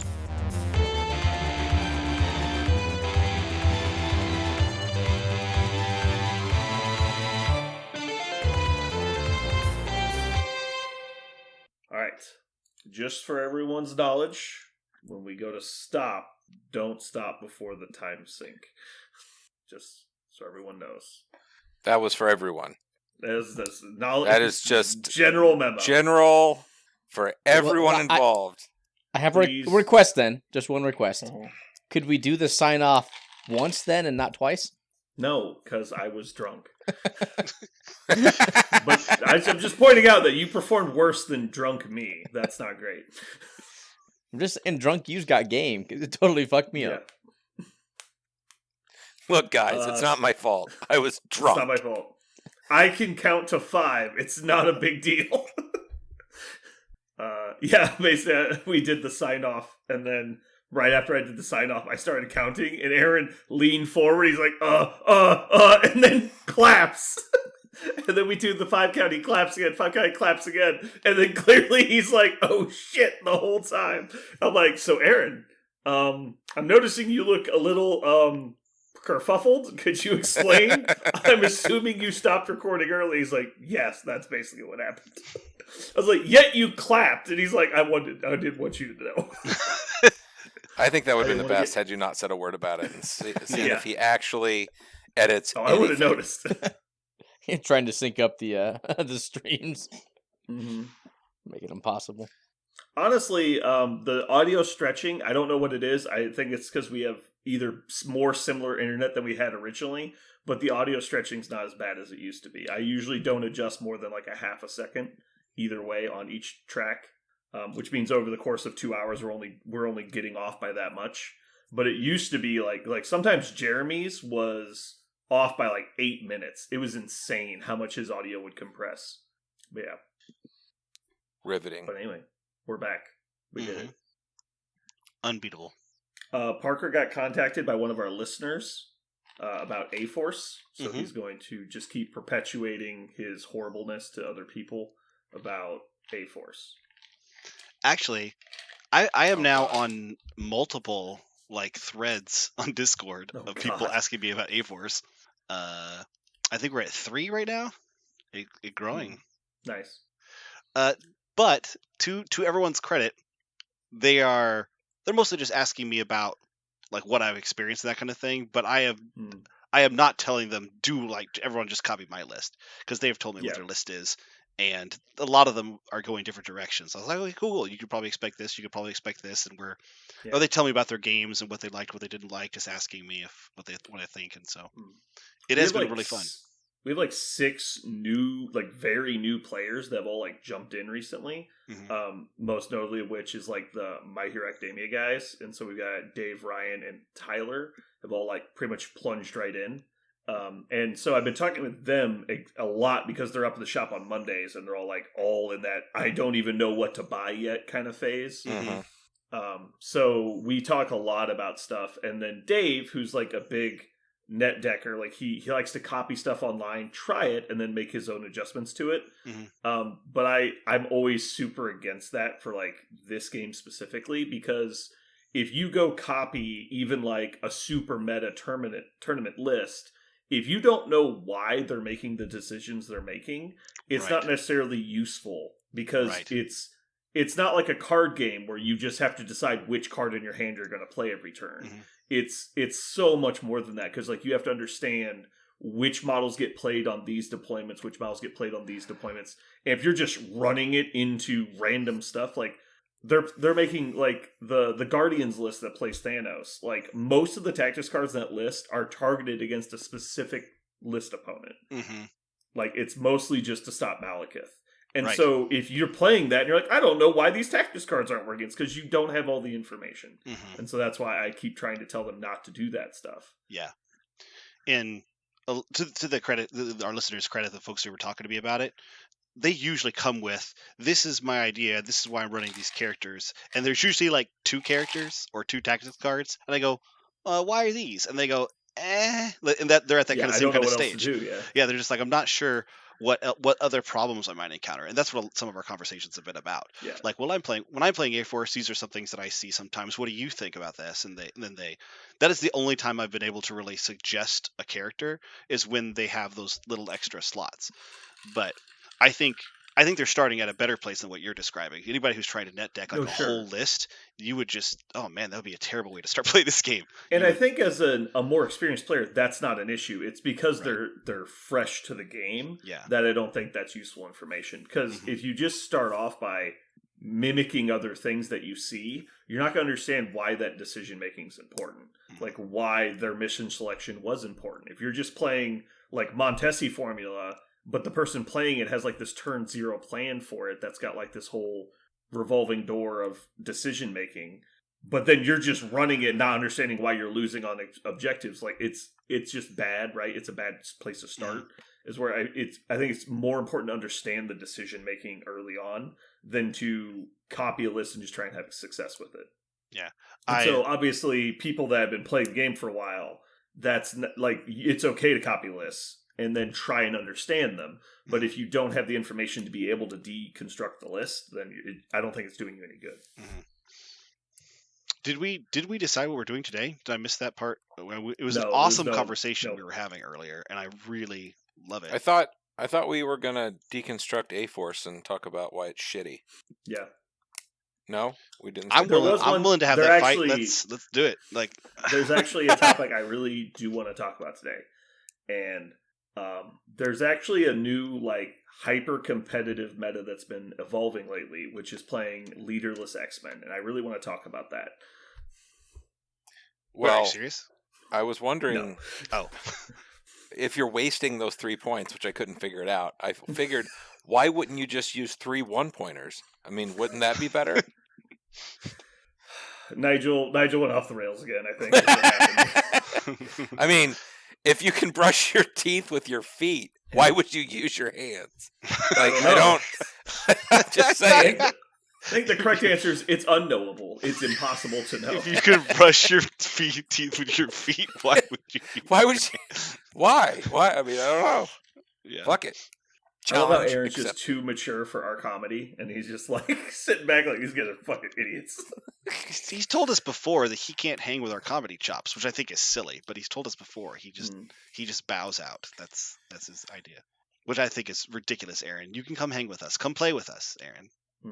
This will be I fun. try, but I end up feeling too superior. That leaves me uncomfortable. Too superior. He's like, look, I have to go out on public. Okay, I have to. Adults will see me in public, and then I'll have to be like, yeah, I apologize. Sorry. Oh, that's fun. Aaron, I have news. I actually have a question for you, Aaron. When you are playing Diablo 4, which is coming out soon, Yes. What are you playing it on? A computer? It will be a PC, yes. A PC? Okay. All of my friends who I played Diablo with before are now coming out of the woodwork and trying to peer pressure me into playing this game. And I am close to doing it, but I have this feeling that if I got Diablo 4, that my friends will do what they did last time, which is play really hard for like 2 months and then fuck this shit, I'm out, and then they all just leave. And I'm not that kind of gamer. I like to play something until I've done everything. And I do not like playing Diablo myself. Are you playing Diablo? Are you in it for the long haul? Are you playing Diablo a lot? My intent is for this to be a game I will play over the next 2 to 5 years. Everything depends on how the game actually is when it comes out, right? I'm not going to like practice bleeding if it's a bad game. Right. But I do intend creating some characters to grind with my kiddos. Like it'll be like 3-hour session on weeknights. We'll all get together and we'll hook up on Discord chat and we'll just play Diablo together. I'll have some solo characters, and then if you want to make a team, I'll have one and we'll join up. So totally in the realm of the possibility, and I intend on it being a long-term investment. Okay. I will be on PlayStation 5 with it. You will be? Is it Yes. cross-platform? Yes. Yes. Okay. My brother's giving it for his Series X. I have a Series X, but I also have this really nice PC that I bought that I haven't put a game on yet, and I think this will be when I cut my teeth on it. If it might be the reason why I get the game, actually, just so I can put something on this computer. What is Series X? What's that? What's Series X? The latest Xbox. The last Xbox. Gotcha. So I kind of agree with what Aaron said. That's the intent I have is to play it, but unlike Aaron, I'm not in a rush at all to play it because I was in a huge rush to play Diablo 3 when it came out because I never got to experience Diablo. And then I just suffered pins and needles through like the first week of the game, and I was like, this is horrible actually. And then I quit, and then they fixed everything. I'm like, and then I came back to it like a year later. It's like, this is so much more entertaining. Why did I try to play this when it was first released?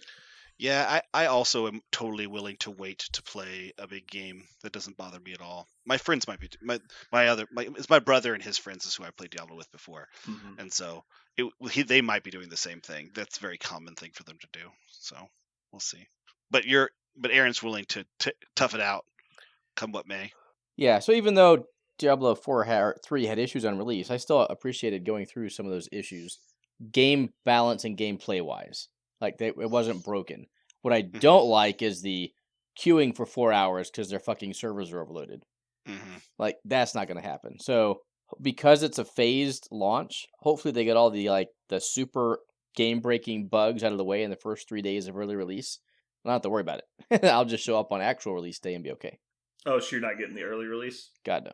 Yeah. From what I heard, the beta was actually fairly extensive, so I think it will at least be functional. Although, obviously, that's what we thought about Diablo 3. So it all depends on, functional for me is, the server queue. Are they going to have, an extra 100 million people try to play, and they're like, we don't have the servers for it, so sucks to be you. You're in a queue for 2 hours. That's normal, because they don't want to buy the servers that they're not going to need for more than, 4 days. So, yeah. We'll see. Yeah, it was just, a different genre, too. Like, the last Diablo... obviously Diablo 2 going to Diablo 3 was such a transition in functionality, I think, because they tried to do all this new, obviously they moved it to server-based only, and they added, the real-life auction house stuff, and they did, all the other things. And so it was a pretty in-depth renovation of the whole concept of Diablo, and so I think that's why there was so many bugs and balance issues at the beginning. In general, with any sort of, seasonal the way a lot of game, as soon as a game tells me there's going to be seasonal content, I just assume the very first version is not done, because the way game production works anymore, and this has nothing to do with developers or their interests, it's just the way production is made now. You get it out as quick as you can with the assumption that you're making it better, and this is just kind of like an industry standard now for any game that's going to have seasonal content. It's just it's assumed that it will be improved as the seasons go on. But you have to have a minimum threshold. Like, there have been games that are released that are like, this game's not ready yet. Other games, like, say, Path of Exile, ARPG just like Diablo, was released seasonal content, and it has gotten better and better and better with the refinement. So it is a better game now than when it launched, but it was still a finished and done game, if that makes sense. I think Diablo will be the same way. It'll be finished and done, and they will continue to iterate to make it better. Yeah, which is great. I think Diablo 3 is the least finished game Blizzard's ever released. That's an interesting challenge. I mean, the result of the game versus the initial. Normally, they're the people that don't release it till it's actually done. That's true. Like, that's the one thing I give them. Like, I don't like Blizzard, but like the thing they do is they finish their fucking games. Like, that's you can't take that away from them. I can't speak directly on this, so this is an uninformed opinion. Other than what I understand, is apparently Overwatch 2 was another game kind of like Diablo. I never played it. Right. I played Overwatch 1, a ton of Overwatch 1. Yeah. And apparently 2 should have been delayed, is what I understand. But again, I did not get to play it, so I can't give you a first-hand account. But that's another example of maybe they did it. But that's another. I would say also that is a departure from their usual style, because I think they were pressured to put that thing out, and so they put it out before it was ready. And So I think Diablo 3 was done. They just realized after launch they'd made some mistakes. I agree. Well, I mean, I was ready at launch, and I spent 12 hours trying to log into the game and couldn't, and then we just gave up and went home. Yeah, it was really sad. Other than the first 3 days of any new like huge MMO that has those issues. So I mean, I just don't understand why it needs to be server based. Sorry, Jeremy, go ahead. No, I was out, like, I think I was like 17 or 18 when Diablo 1 came out, and lots of great stories about people destroying their lives on that. But the best thing was when Diablo 2 came out, and I was like, my dad had just been divorced, and he had never really played a computer game at that time. So it was like I introduced him to heroin cocaine. Like, the man lost his mind. He had the fastest, like, most crazy level paladin thing ever. And I'm like, what do you have going on here, man? He's like, every time I sit down, I like time travel. It's like 8-hour spurts to like 4 a.m. He has got to go to work and all this shit. It's just crazy. That was such an amazing game at that time, and just so cool. Yeah, my dad lost his shit on that one. He's never allowed to play games anymore. It's over. He can't do it. Oh, speaking of drugs, anybody watch the new John Delaney special? I haven't watched it yet, but if it's John Mulaney. Correct, yeah. I haven't watched it, but I saw it live when he came through Kansas City. I assume it's similar content. I think I mentioned it actually on the cast after I saw it. It was think really you did, where he talks about what happened to him, and he talks that a lot people about shouldn't do it. His rehab experience and stuff. Did he discuss his rehab? I haven't seen it. Did he discuss rehab and stuff? Yeah. Okay. Yep. His rehab it might be the same. Good. Yeah. But that was actually really good, and really kind of like, everyone had always talked about what a wild child he actually was. Oh yeah. And this was different. Yeah. But good. His entire demeanor from like moment one, you could tell he's not on that verse anymore. You're just like, wow, he is not. He looks like a mortal right now, as opposed to where he was before. Yeah, of the John Mulaney stuff I saw, it seemed like he was aging in reverse. Yeah, that's true. So Parker, you teach science, right? I have. Right now I'm not, but I have many years, yeah. Oh, okay. So from the professional scientist standpoint, because a lot of the people that are in labs for long periods wear masks all day, do you know how they keep their breath so fresh? I don't know how. Experiments. Nope. That's good. Jeremy, I think you like that one. You just don't want to admit it. I'm trying to make myself stay here. and I not always, just go to bed. I don't know why I just wanna always go to like them bed. so much, but I really like them so much. Will you stop? He'll keep doing this shit. No, Stop it. It's not me. He's not doing it for me. It's not me. The fact that you're enjoying it isn't helping. I don't know. I think it just needs you. I think it's all. You know, I only need the suffering of one to be happy. That's true. It's not about the greater. It's just about me. Yeah. Jeremy, have you ever seen me do something to make a person happy or just to make another person sad? When you do it right, both at the same time. Yeah, both. Yeah, exactly. There it is. When done well. We call that a twofer. Oh boy. Oh, speaking of a twofer, oh man. I am now on season 10 of Always Sunny. And I thought I had reached the zenith of Always Sunny. And I am now getting to stuff that is not on the internet very often. Like, it's just not so old that it's... Yeah, it's not, like, iconic yet. Right. So, it's also... I think there's also some debate about like, copyright and syndication. Like, there's some things that just eventually kind of worm their way out there and they don't fight it because it's, 20 years so old. So I'm getting into some of the newer stuff. Oh, my God. I was crying today. The episode... where they're trying to decide who gets the bar next because Frank retires.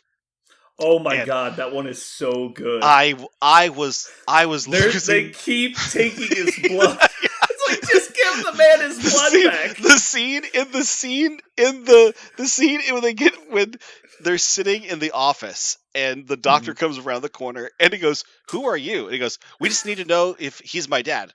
What? He's like, "We're the guys who left the blood for you." He goes, "Wait, you're the reason why there was a bucket of blood in my lab when I walked in today?" It's just like the thought that they thought. So is he my dad or not?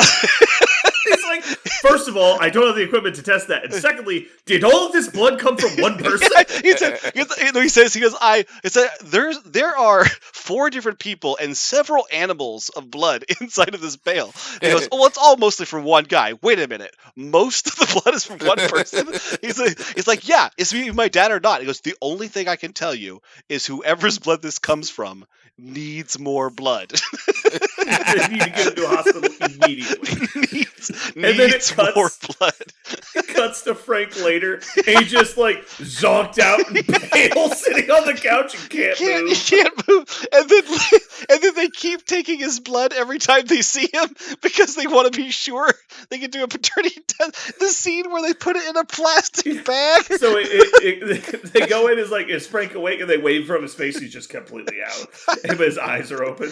And he's like, "All right, get something to put the blood in." And it cuts to the hallway. And they come sprinting out of the apartment and slam the door. With like They're a price covered in blood.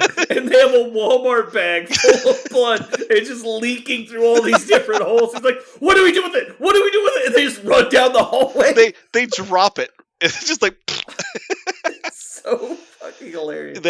And then the next scene starts with Matt comes in and he has a Windex bottle full of blood. And he goes, "What is that?" He goes, "I took some more of Frank's blood just in case we needed it." Just in case. It's just like the thought of like a really elderly man and people keep exsanguinating him. Oh man! It's so good. He shows up later on like little hover round, and he is for listeners sheet white. Oh man! For listeners, white. you don't understand how well they do the makeup for this, and how he talks and what he acts like when he comes, because he's moving around on a rascal scooter because he can't walk. "Come, my child," because he can't. Oh my god! That is a really good episode. That and every time Mac talks about playing the other side, oh my god! Because like, guys, "No, I'm coming here. I'm playing the other both side." sides. First of all, you shouldn't tell me you're playing both sides to one of us or either of us.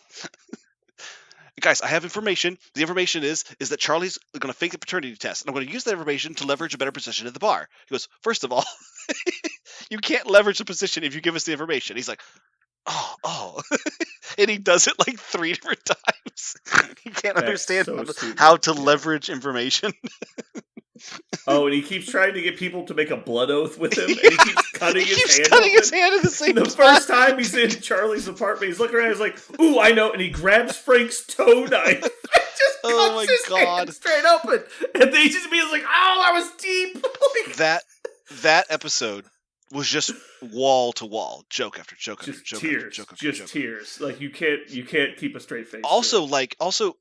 like D and Charlie is always one of my favorite things when D and Charlie Mhm. team up. It was like D and Charlie teaming up was wonderful, and also even Dennis, and like Dennis was the straight man of the episode, right? Like he was the only Yeah. one like acting fairly normal, but even Dennis, like in his reaction to all this crazy, oh, it's perfect. It was, oh man, that was a singular achievement, and I did not think they would keep churning out the hits. At some point, I'm waiting for the show to get a little to level out or I something. mean, there's only 4 more seasons that are on man. Hulu. Yeah, I just but yeah, so season like 7 is widely considered the best, and then like 8's still pretty good, and then it comes down a bit. But it does like the funny episodes aren't any less funny. Mhm. There's just less solid gold episodes per season, but they're still there. They're just not as insane. They're not packed together like where every episode's killer. Oh man, It's so good. They kept taking his blood over and over again. God, that was did you get to the Eagles Super Bowl one yet? I think that's like No. season 12. No, like I said, I'm in season 10, and I've seen some really. I mean, a lot of the episodes are really funny, and I don't think I can watch an episode without laughing at least once. But that, my mom called me like while I was like right at the end of the episode, and I was laughing so hard. She's like, "What are you laughing at?" And so I just started to tell her some of the plot, and she was laughing. I was like, "It is such the. I don't know how they. That's one of those that you don't know how they could have finished writing it in the writing room as they're coming up with it. It would have been so difficult to finish it because of it would just be so funny. You wouldn't have been able to take it seriously while you're writing it. It would have been so hard. Another episode was Flowers for Charlie, the Flowers for Algernon. That's a good one. Oh man, the payoff. I'm not even gonna go into the payoff, but the payoff of that episode, I was just crying. I was crying, laughing.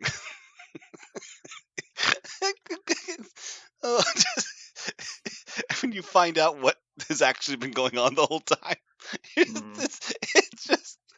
it's so amazing. Yeah, it blew. That episode guest stars the other scientist from Pacific Rim. Mm-hmm. Yeah, and so they got to reunite in this episode. Mm-hmm. Yeah, that's a good one. Oh man. Did you see the Dinner for Schmucks episode yet? Yes, that one is really good. That good. episode is hilarious. So that was really good. That's got the girl from Baywatch in it, Alexandra Daddario. Yes. And she's famously super attractive. Mm-hmm. But Charlie wrote most of this episode, and so the joke is because he's married to the waitress, and in this episode he basically gets a super hot, super rich girlfriend, and then realizes that he's not actually in love with the waitress. It was just an obsession. And so he meets her, and then he stops doing all these things for her that she had been taking for granted this whole time, and her life turns to crap. And then she realizes how much she actually needed him, and it all reverses. And so there's a scene in the episode that Charlie wrote where he makes out with Alexandra Daddario in front of his real life wife and tells her, "I don't love you," and walks away with her. And I'm just like, dude, the stones on this man. Yeah. Oh, it was so good. I also didn't know that the actors that play Mac and D are also married, and they got married over the course of the show. That's how they met. Oh yeah, I didn't realize that. No, that's actually more famous than The Waitress, I think. The kid that she has in the Sweet D Has a Baby is their first kid. It's actually their first right. kid in the show. Yes, I knew that because they actually give. I looked it up because. You're this is oddly specific for this random child. Right. Also, Mac does this weird, they have this longing shot. There's a really long shot where Mac's looking at the kid. They all get to look at him, but they hold it on Mac for a while. It's that's kind of weird. Why did they do that? And so I asked, what's the identity of the kid in that episode? And it is his kid. It's actually in the credits, but it probably cuts it off when it skips to the next episode. Yes. There's a little tribute at the end of the episode. Where it's, what's the kid's name? Is it Axel? I think it sounds right. Axel McElhenney. Yeah, that sounds right. Anyway, I highly recommend Always Sunny. That's my recommendation. Nobody's ever heard that before. So what do we want to do today? Do we want to do the 3-pointer stuff? Do you think we'll just fill up on other things? Fill up on other things? I mean, we've already freaking rambled for 30 minutes, so.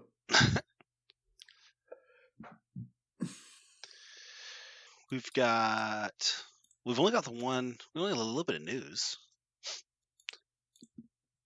You know, my vote is turn 0 stuff. I think turn 0. We can throw one of those in.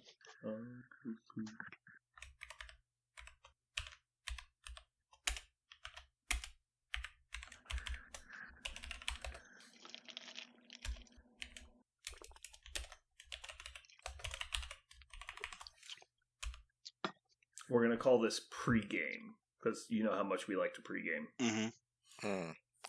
Mm-hmm. Speaking of pregame, or the Chiefs, how long does the draft last? Painfully long. Seems like it's like for 6 weeks, right? Like they've built a whole thing around it. It's 3 days. People kept asking me, they're like, "You going?" I'm like, "Absolutely not." It's like the parade, but there'll be less people there and less like festivities probably. I'm not sure. I've never been to a draft, but the thing I don't like about it is like the first like 12 picks should be instantaneous.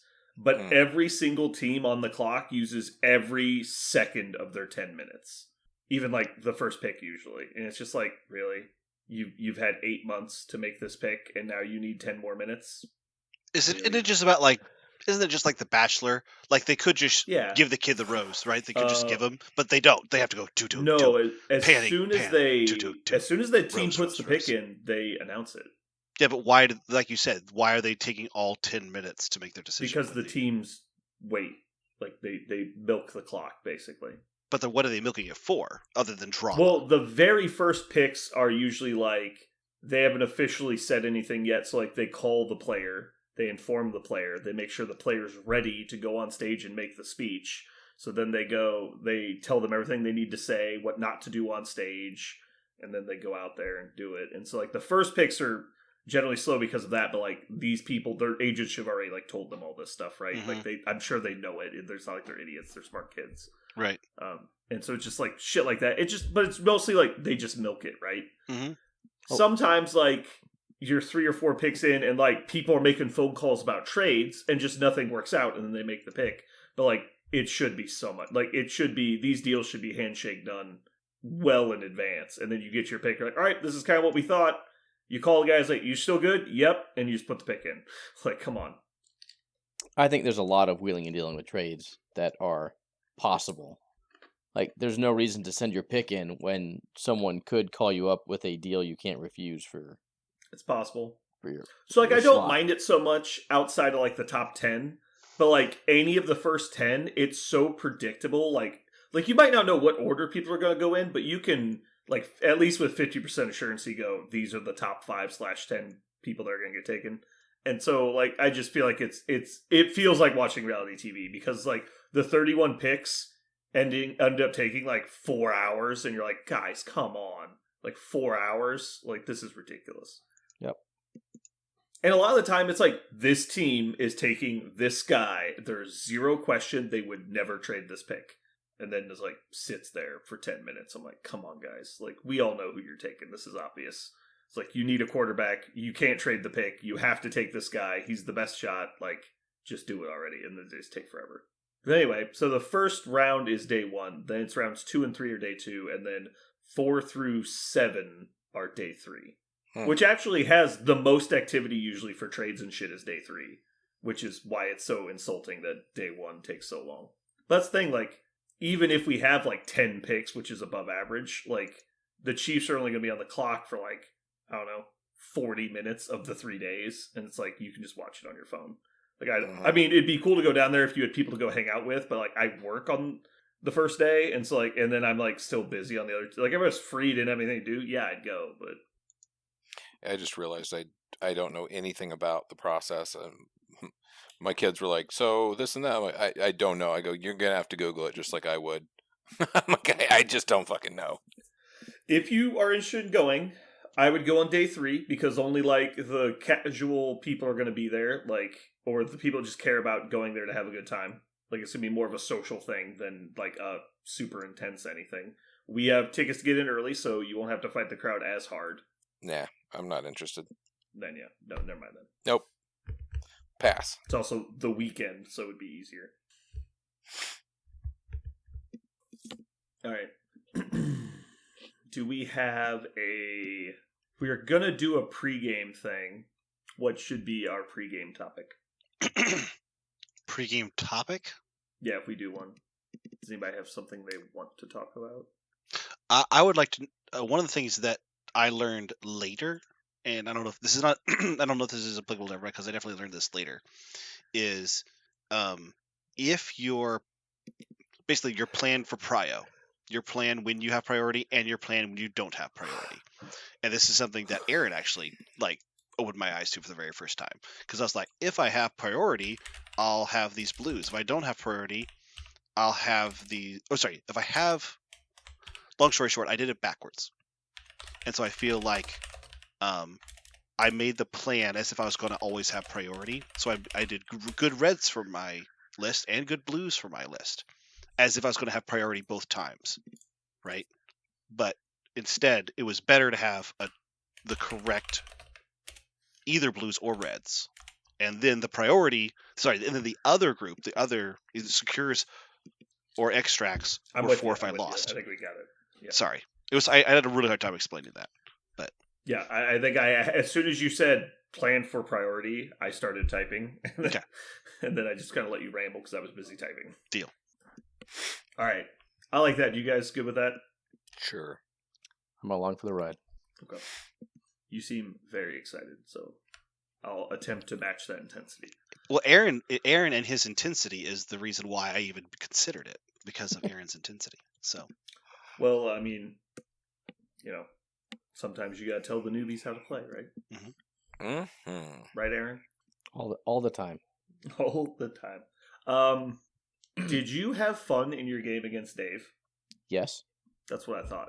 Okay. Dave was worried he offended you in some way by being bad. I was like, you're insane. Okay. And he's like, I was just worried that like I was so bad at the game that he was like he felt he wasted his time. I was like, Dave, calm the fuck down. I haven't told him. Was that like after the game? Mm-hmm. I even told him I didn't take it. I didn't take it easy on him at all. Like I picked a subpar team, but once that team was selected, let's load come out of that shoot like full bore. Exactly. It's all greased up and ready to party. I barely beat him, so no. I did 5 dice builder after 5 dice builder. Time after time after time. If my opponent is a good dude or dudette, I don't think I've ever played against a good human that I have walked away from not having enjoyed the game, win or lose. Yeah. I totally agree with that. I've never had a game and I go, oh, this guy's so bad I'm not having a good time. Like, it's usually the opposite. I'm like, oh, this guy's like, I wish I wasn't winning so hard so this guy could have a better time. Like, is usually where I'm at in the game. Yep. Yeah, I think that we talked about a little of that last time. And, but yeah, it's like, I can't imagine anyone's ever that upset that they're winning a game. Besides, you can always find games within games.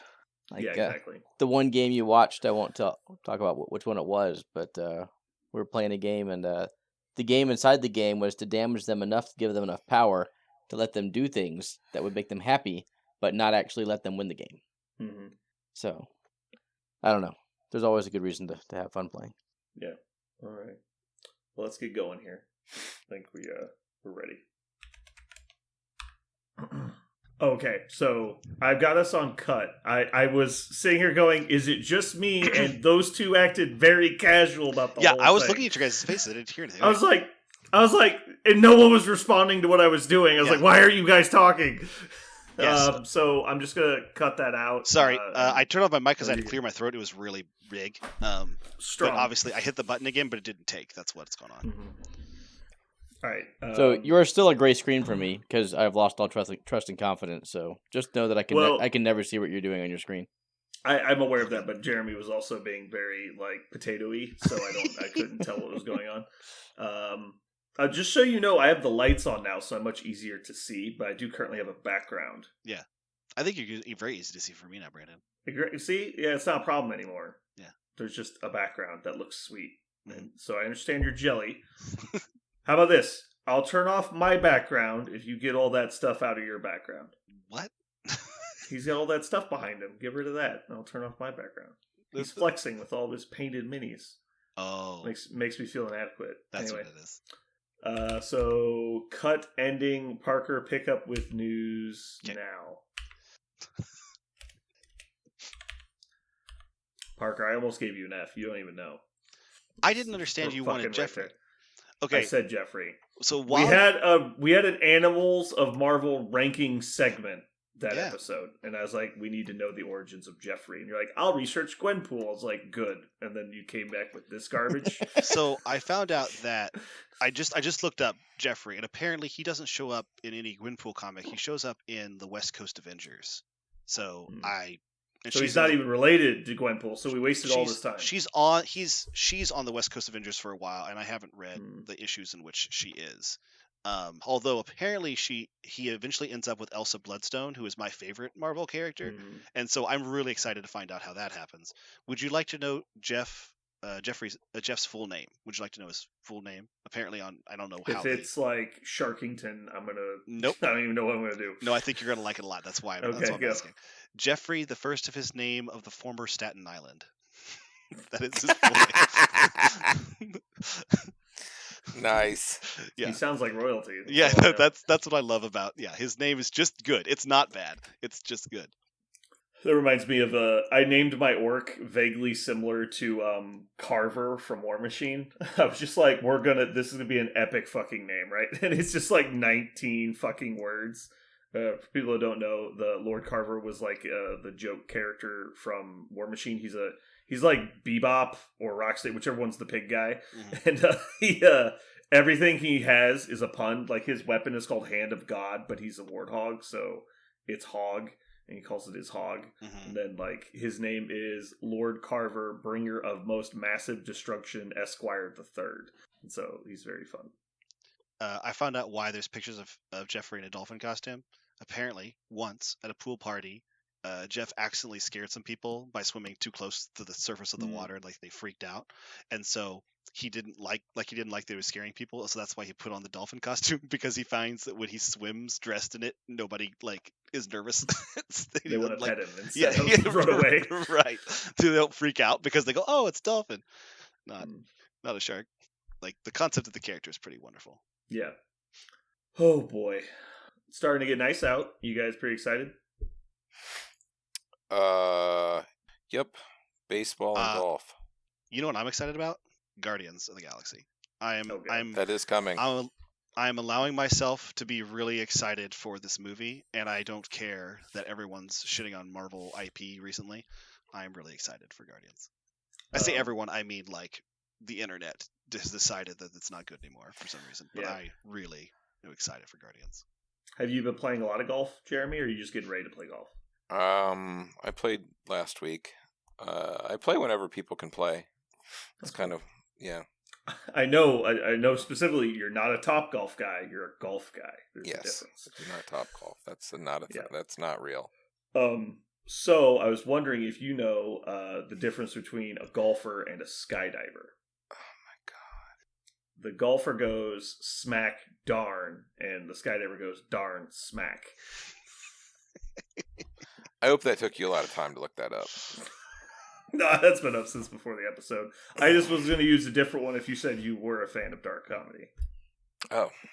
Do you want to know the different one? Man, you know what? I'd love to hear it. Awesome. I really loved building sandcastles with my dad, but then my mom moved his urn. That one's good. That was great. So that's like the bottom line of what I like. That's solid. So yeah, it's like those are like, wait a second. Yeah, so I told a dad joke that Jeremy liked, so Parker gets 5 demerits. He nailed it. It's just never happened before. I've never heard such a series of just unfortunate jokes that were funny and also horribly offensive than when Brandon Morris started just rattling them off. Like, that guy knows some fucking filth. I'm like chuckling and thinking, I can't chuckle at that.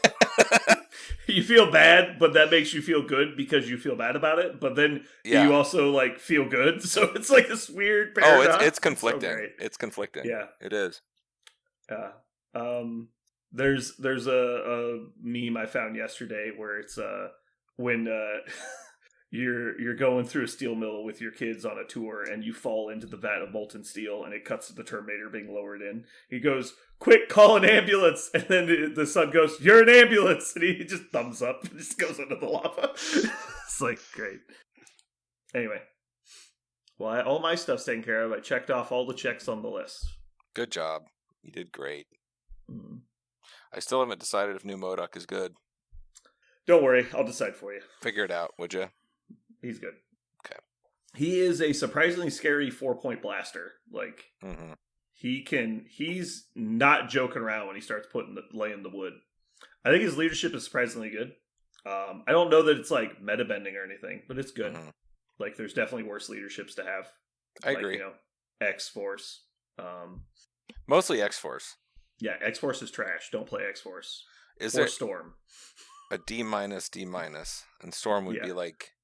It's like 2 Ds. A D. Minus. If you can have an A++, you can also have a D-, which is... D-, double D-. Yeah. Anyway. I'm a fan of MODOK. It's weird, though, because Criminals is, like, all over the place for leaderships. Yes. So they've got, like, the most scenario leadership in the game. And then their other two people are very attrition-based. And so it's kind of odd. And then you go into their models, and their models are very similar. They're very one-directional.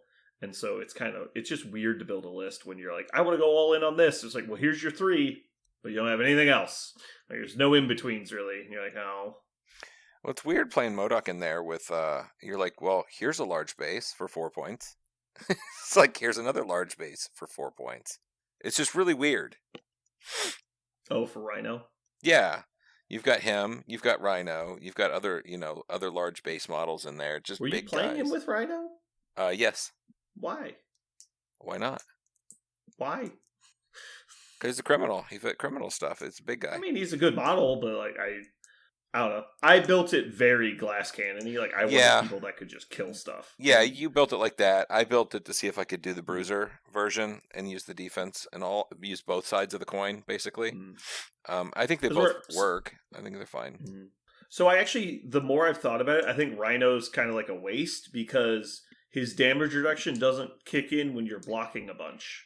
And so it like nullifies his damage reduction, if that makes sense. Because if you get the whole point is create spikes, but spiking defense rolls usually results in you taking no damage, and so like it feels like a waste on him, and he doesn't like have high potential on offense, so it just feels like a wasted 4-pointer. Where I'd rather take someone like Sabretooth, where those dice results are so much more valuable. But I could see it. I mean, it's not terrible. I just don't think it's what I want to do. Yeah. Yep, he's not bad. Aaron didn't like Craven in my list when I played him, and Craven definitely had a bad game. That's not in question. But he was a monster in my other 2 games, like an absolute monster. The problem I kept having with Craven against Aaron was he kept getting like out of position, so he never got to attack. He was constantly getting like shocked and bleeding and like all kinds of other stuff. So like he never got an opportunity to attack, and the only time he didn't do anything. And then he got one-shotted twice, and I was like, okay, well. Well, the first part of that's because you know how to play against him. If Craven starts within 2 of his the target he wants to go to town on, he gets work done. For sure. So, but his floor is so low if he doesn't start within 2 of his original target. Yeah, he can be. So you control him out. You're like, great, move and attack me. I don't care. Well, the issue should be that when he moves into range of you at like the end of a turn, there's not much you can do because in that criminal list, with the leadership triggering, his defense is surprisingly good, right? Like, so he almost average blocks like 2+. I just throw you out. Sure, if you have the power to Yeah. continually throw people, which helps when you randomly one-shot them.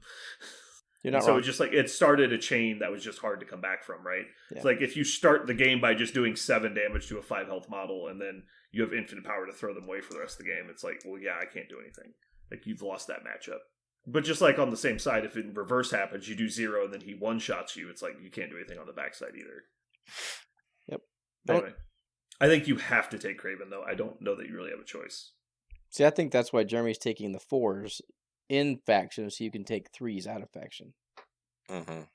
I don't like the 4s in faction. Okay.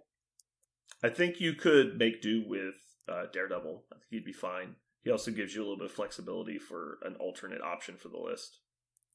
But I don't like Rhino with MODOK. I just find it impossible to imagine a world where I have a Rhino in faction. I'm not taking it. Like, I just can't. It's tough. That's a tough one. I mean, Rhino's good, but I think you're way higher on Rhino than I am. Yeah, like, he's could really be. good, but I think he's a meta model that gets played a lot, and I think there's a reason for it. But Yeah. he's not like King Shit a Fuck Mountain. Like, Well, I certainly he didn't. I didn't unlock the list, so there's definitely a lot of depth there. So, yeah, I mean, he very well may not be the key to anything. I did like, with MODOK, I really did like Oleg a lot. With his triggers, damage reduction, and his throw and shit. Like, for a 5-point model with MODOK, it was actually pretty cool. Just glad you guys are working out the kinks, so I can pick Crim up again in a month or two, and then you guys can tell me what to play. Oh, it's not going to be me anymore, man. I'm done with that. I think I'm going to go full bore on Suns for a bit. I actually had, like, I feel like there's a lot of layers there that I like. I like to be able to move a model back because I'm stupid and moved it forward. Like, their little being able to place thing, like being able to save myself from my own bad decision is so valuable in my world. Like, it just, Yeah. In my world. It is. No, look, and people be like, yeah, well, don't do that and play better. Okay, well, I'll just take a buffer. Yeah. I'd love to just always play forward and play it correctly, but it is nice being able to adjust yourself when you need to. Cool. All right, we should probably get out of here. We're over on time already. Cool. Goodbye, everyone. Goodbye. Bye. Bye.